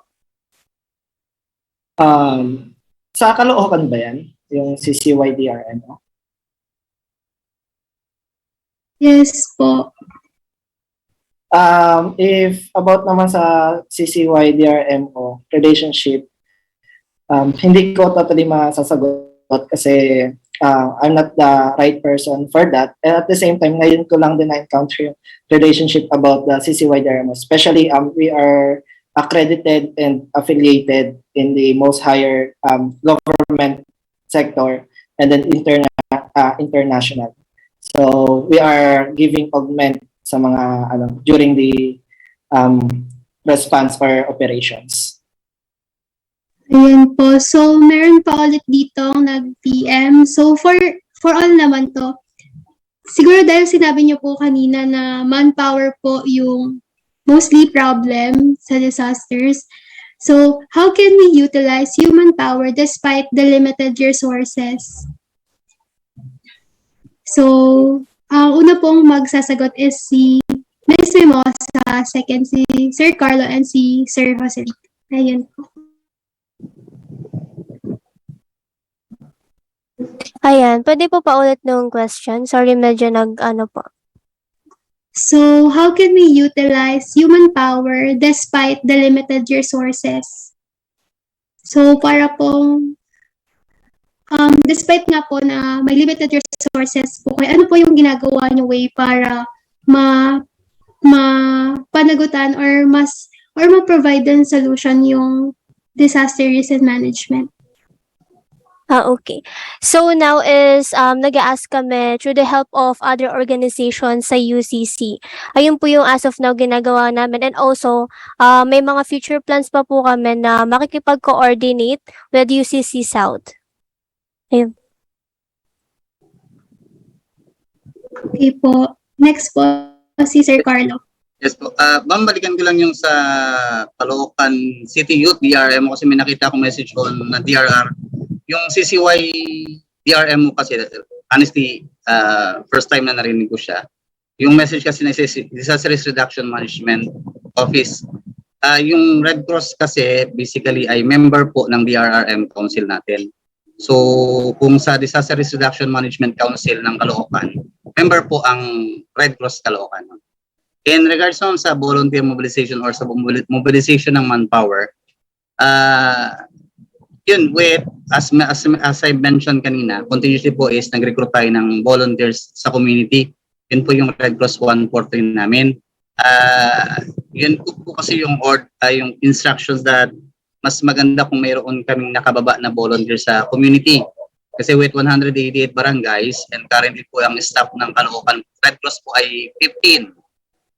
And with 188 barangays, definitely ma'am, hindi namin kayang tugunan yung aming or gawin yung aming responsibilidad kung kami lang. So with volunteers po sa community, sila po yung kumbaga extension ng Red Cross doon sa Caloocan. Meron kasi tayong mobilization ng volunteers na naka in-house or nag-report on a regular basis sa opisina. Sila po yung naka-duty sa ambulansya. Tapos we have yung mga on-call volunteers naman na mga trained sa response, yung sa search and rescue and other medyo technical courses. Tapos we have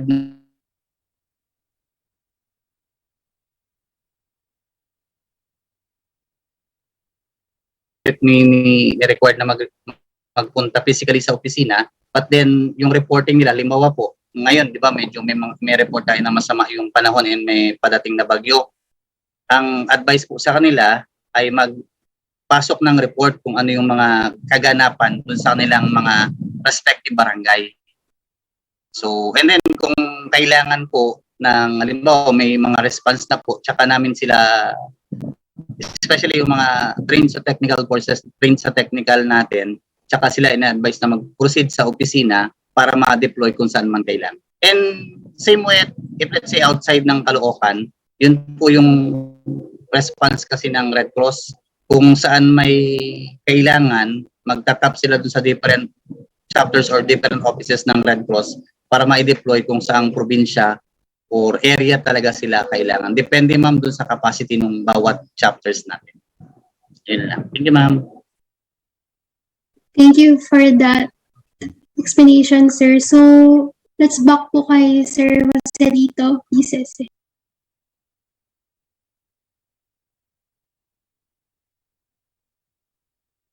So, yung tanong po ulit is, how can we utilize human power despite the limited resources?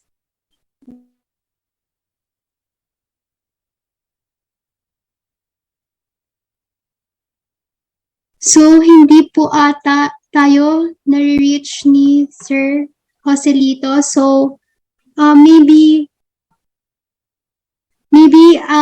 for the last question na lang. So, kay Sir, na lang po, kay Sir Carlo. Pero if may pwede kang idagdag, Ms. Memos, okay lang din naman.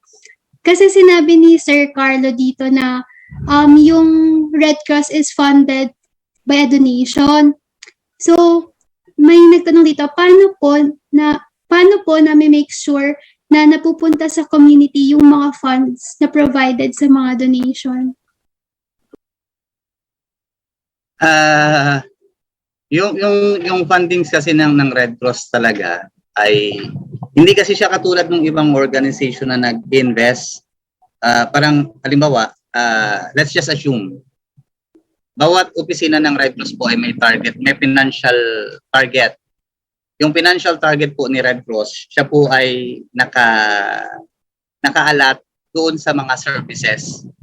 So, halimbawa po, nag-target si Red Cross ng let's just say, ano lang po ito, kunwari lang, halimbawa, nag-target si Red Cross ng 1 million.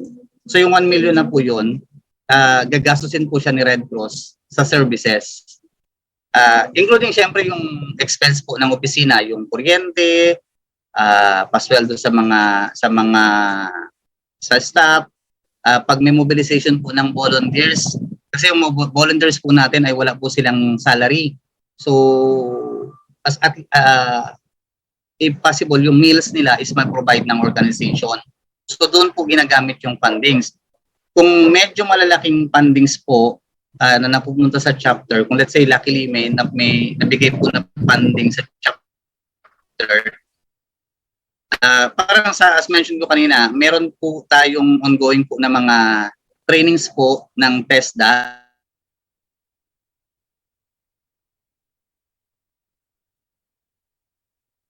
Naglalag po ata kayo, sir.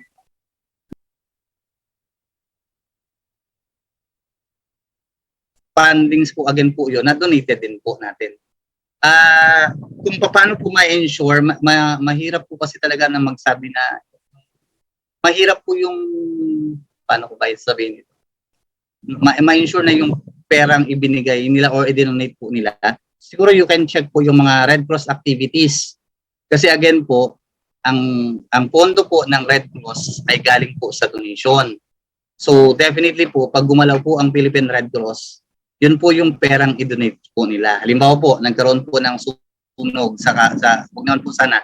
Tapos nakita nyo si Red Cross, andoon po, nag-mobilize ng tao, nagpabigay po ng hot meals, nagkaroon po ng distribution of non-food items. So yun po yung perang i-donate po nila. Doon po siya talaga napupunta. Hindi po siya nagsisave ng finances po niya. Kumbaga, pagdating po ng yung 2022 na budget namin, pagdating po ng 2023, zero po ulit yun. Kasi supposedly nagastos po siya lahat sa activity. So another po yun na fundraising activity na kasama po nung service delivery po ng organization. Ayan. So, meron pa po ba kayong maidadagdag yung iba nating panelists?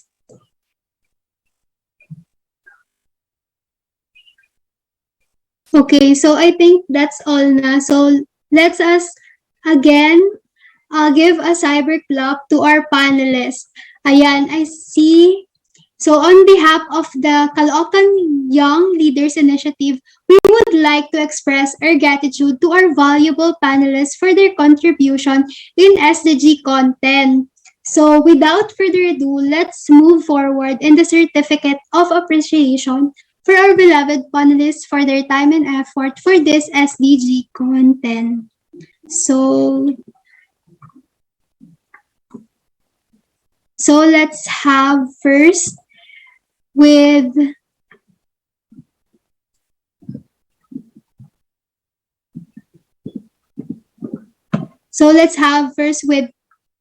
Miss Mimosa Agnita. So this certificate of appreciation is presented by Mimosa Agnita for her valuable contribution as a panelist during the 10th provider of Caloocan SDG Con Handa Kabataan Youth of Panelists Preparedness of Disaster Risk Reduction. So this is signed by Executive Director and the President. So before anything else, may we request Ms. Mimosa Agnita for a quick photo op together with the certificate? Tech team, please. On my cue, 3, 2, 1, smile. Thank you. So for the next slide is by Sir Carlo Angeles. This certificate of appreciation is presented to Mr. Carlo Angeles for her valuable contribution as a panelist during the 10th episode of Caloocan SDG Con. So this is presented or signed by Executive Director and President. So, sir, may we request you for a quick photo of together with the certificate? Okay, on my cue, 3, 2, 1, smile po. Thank you. So for the last one, so this is certificate of appreciation is presented to Joselito Sese. This is signed by Executive Director and the President. Ayan, so for a quick photo of together with the certificate. Okay, on my cue po, 3, 2, 1, smile. Thank you. So for the overall photo off, we request everyone to turn on their cameras together with Ms. Mimosa, Mr. Carlo, and Mr. Joselito for a quick photo off. So guys, turn on na the camera.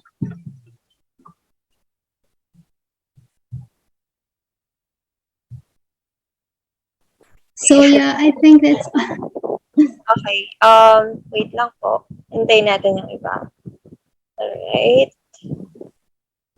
Thank you for staying with us in the program. Okay, in 3, 2, 1, smile. Thank you. So thank you for that meaningful conversation. Hope you guys grasp all the learnings provided from our panelists.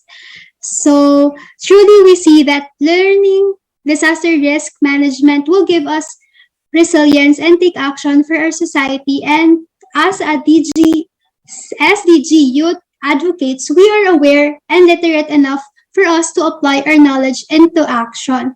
So now I'm turning the mic over to Mike. Hi, Rain. Yeah.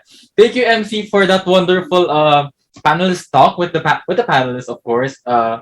And also to our DU speakers, the panelists, of course, and the workshop mentor. Thank you for being part of this event. So sadly, guys, we are already on our latter part of the meeting. Pero ask ko lang sa inyo, guys, marami ba kayo natutunan? Kasi alam ko marami din ako natutunan. And when we say jam-pack kanina, we are not kidding. Talagang ang dami natin na pag-usapan, ang dami natin natutunan. And kayo, guys, you can share actually your insights, your comments with using the hashtag Handa Kabataan, and hashtag SDGCon 2022. And also, don't forget to tag us at Caloocan Young Leaders Initiative. That is in the descriptions below. And I think on the chat din, nakikita niyo rin yung mga handles din namin. And also, for the feedback form, the link is available on the Zoom chat and also on the FB comments if you are from FB Live. Kindly accomplish this within a week to ensure a copy of your e-certificate na isa-send sa mga emails nyo. And also, may chance kayo na makakuha ng voucher from Pinoy Bokashi Composting. And with this, to formally close the event, from the way, all the way, sorry, all the way from down under, our own Kuya John Paul Uminga, the Executive Director of Caloocan Young Leaders Initiative. Let's give him a warm round of applause from Philippines. Thank you, Rainier. Thank you, everyone. So first of all, maraming salamat ulit sa lahat ng participants for staying. I know medyo late na tayo, no? And siguro baka gutom na kayo. This is gonna be quick. So first of all, maraming salamat sa lahat ng mga dumalo once again sa ating SDGCon series mula SDGCon 1 last year. So ngayon, SDGCon 10 na tayo. Special mention to our CYLI members and volunteers, homegrown advocates, particularly the Climate Action Division and the Disaster Risk Reduction and Management Committees, divisions, for leading today's SDGCon. And of course, special mention also to Rainier and MC for hosting and moderating today's session. So looking back, when we were starting SDG Conversation, our main objective was two-pronged, no? So una is to popularize SDG, Sustainable Development Goals. And secondly, to make young people realize that they too can be SDG advocates. Na kahit bata tayo, kahit bata kayo, kahit nasa high school, college, or young professionals, we all have a part to play. And there's something that we can contribute, right? So meron tayong responsibility for our people in Caloocan, for the Filipino nation in general, and also the global community, and of course, our planet. So siguro before pa ako magpatuloy, I'd like to thank our speakers for joining us today. Si Ms. Mimosa ng UCC Alert. UCC has always been a staunch partner of Caloocan Young Leaders Initiative sa kung ano-ano mga topics yan. Maraming salamat UCC community for the continuing support. Mr. Joselito Sese of Recon Youth.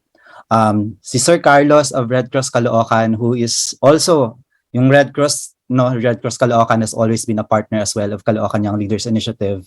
Si Ms. Sen Rojas ng MapaKalamidad. I think magandang mapag-isipan natin paano ba natin madadala yung MapaKalamidad sa Caloocan, knowing na meron din tayong mga sariling disaster in our community.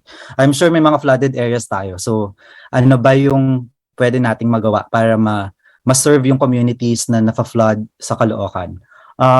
Si Consikit who also joined us today na hindi ko lang naabutan pero who has always been passionate about serving the young people in Caloocan also. So siguro the question that I'd like to leave everyone now is, meron tatlong tanong, no? Una, what? Ano ba yung natutunan natin? What did you learn? Siguro kung meron kayong journal, notebook, or sa gadget nyo, try to answer the question. What did you learn today? What did you think about what you heard from today's session? Tsaka yung mga previous sessions din. So that's question number 1, right? Question 2, so what? So what? Ano ba yung nabago? May nabago ba in terms of what you believe and in terms of your knowledge dun sa mga topics na discuss? So hopefully, we're hopeful sa Caloocan Young Leaders na meron tayong natutunan kahit papaano. That's the reason why we're doing all of these things. Kahit online tayo ngayon, pero hopefully we can also do offline events later. And finally, so again, what? So what is the next question? I think the most important question would be now what, right? Now what? So we learned all of these things. What does this mean to you? What will you do now? Saan natin gagamitin yung mga bagay na natutunan, narinig natin from today? So siguro as CYLI, as an organization that advocates for youth action for sustainable development goals, our hope for today is hindi lang manatili sa ating, kung nag-note kayo ito ngayon, hindi lang manatili sa gadget or sa notebook natin yung mga natutunan natin. Sana meron tayong action steps na gagawin after today's session. So may it be in your school, kung sa kapitbahay nyo ba yan, sa neighborhood communities, or sa university, or kahit sa sarili nyo lang. Kanina ang daming discussion, especially from Mika's presentation, na lahat pala ng ginagawa natin as a person may impact sa environment. So, yun, try nating i-challenge yung sarili natin to do something, to change something as well, and answer the question, now what? Before I end, I'd like to share quickly yung kwento ni Greta Thunberg. I'm sure, siguro narinig nyo siya, pero she's probably one of the most popular young activists alive today, right? Si Greta Thunberg. So, kanina Miko was sharing ano yung impact ng mga lifestyle choices, the food that we eat, in terms of the transportation that we're, choosing, jeep ba yan, FX, we drive, whatever. Even the things that we do. So, I think hindi natin kailangan maging isang Greta Thunberg. Pero baka kailangan bawat barangay sa Caloocan may isang Greta, no? Or kung ano man yung approach na pwede natin gawin. Doesn't have to be the Greta way. Pero si Greta kasi what she did, she started in her own family. So kinausap niya yung parents niya. Basically, she persuaded her parents to adopt lifestyle choices. So parang sinabi ni Mika na, okay, vegan, yun, mas ano pala yun, mas environment friendly pag vegan.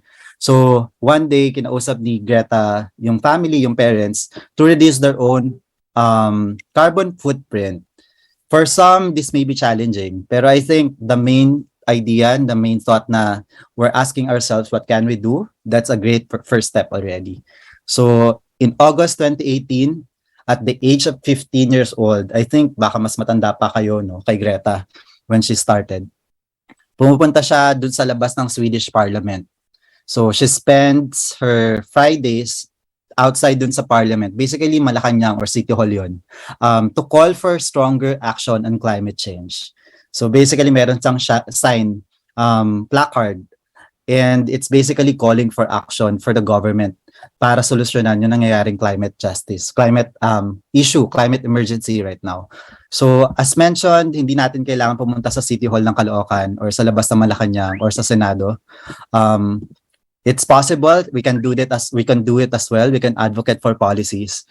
Pero yung challenge for everyone today, before we end, what can you do? Starting from your own self, and then kung feeling nyo okay na kayo sa sarili nyo and you can advocate for more action, labas tayo sa community, pumunta tayo sa city, pumunta tayo sa buong Pilipinas. And just a closing, Caloocan Young Leaders Initiative is here when you're ready to be an advocate for sustainable development goals. Once again, maraming salamat sa lahat, and we hope to see you more in our future programs, and padayon po sa ating lahat. Back to you, Rainier. Of course, thank you for that, Kuya Chop, even though that you are in Australia. May I ask where in Australia and what time? Right now, it's 8:30 p.m. So I'm in Brisbane. Oh, Brisbane. Nag-iisip ako ng joke kanina kaso lang baka ang laki ng Australia, baka hindi umabot sa hindi sumakto sa time.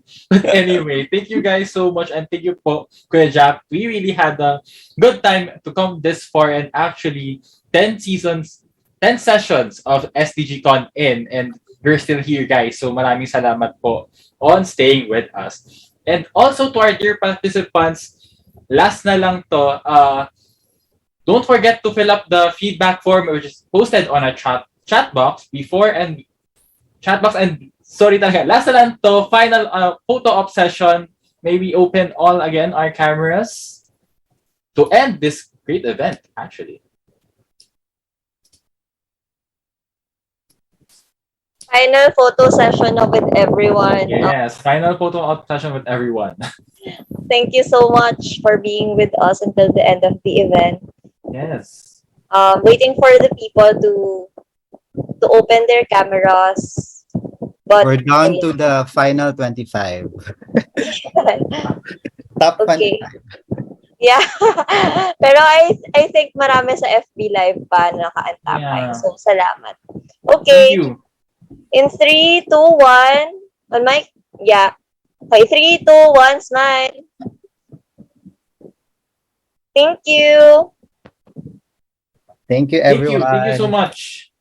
And also, I hope everyone had a good time, as much as we did on this being an SDG advocate. We would like to invite you to be a growing part of our growing family. If you are a resident or a student working in or simply love to do something good for Caloocan, welcome ka dito. Just click the link we've sent in the Zoom chat, and if you're from FB Live, send din namin yan sa FB Live and apply, and we hope you apply for Caloocan Young Leaders Initiative. So let's keep the ball rolling and the family growing, and sali kayo, guys, because solid talaga siya. And once again, this event is hosted by the Disaster Risk Reduction and Management Division and is made possible by our event partners, UN Development Program and Makesense through hashtag Movers for Climate Grant, MapaKalamidad.ph, UCC Alert, Philippine Red Cross Caloocan, and Rescue Recon Youth. With our official media partner, IskulMasid. So with this, we close our event, and this has been the event for SDGCon 10. I'm Ranger John Makalital. Thank you and good night. Thank you for joining the SDG Conversations 2022. Good night. Thank you, everyone. Good night.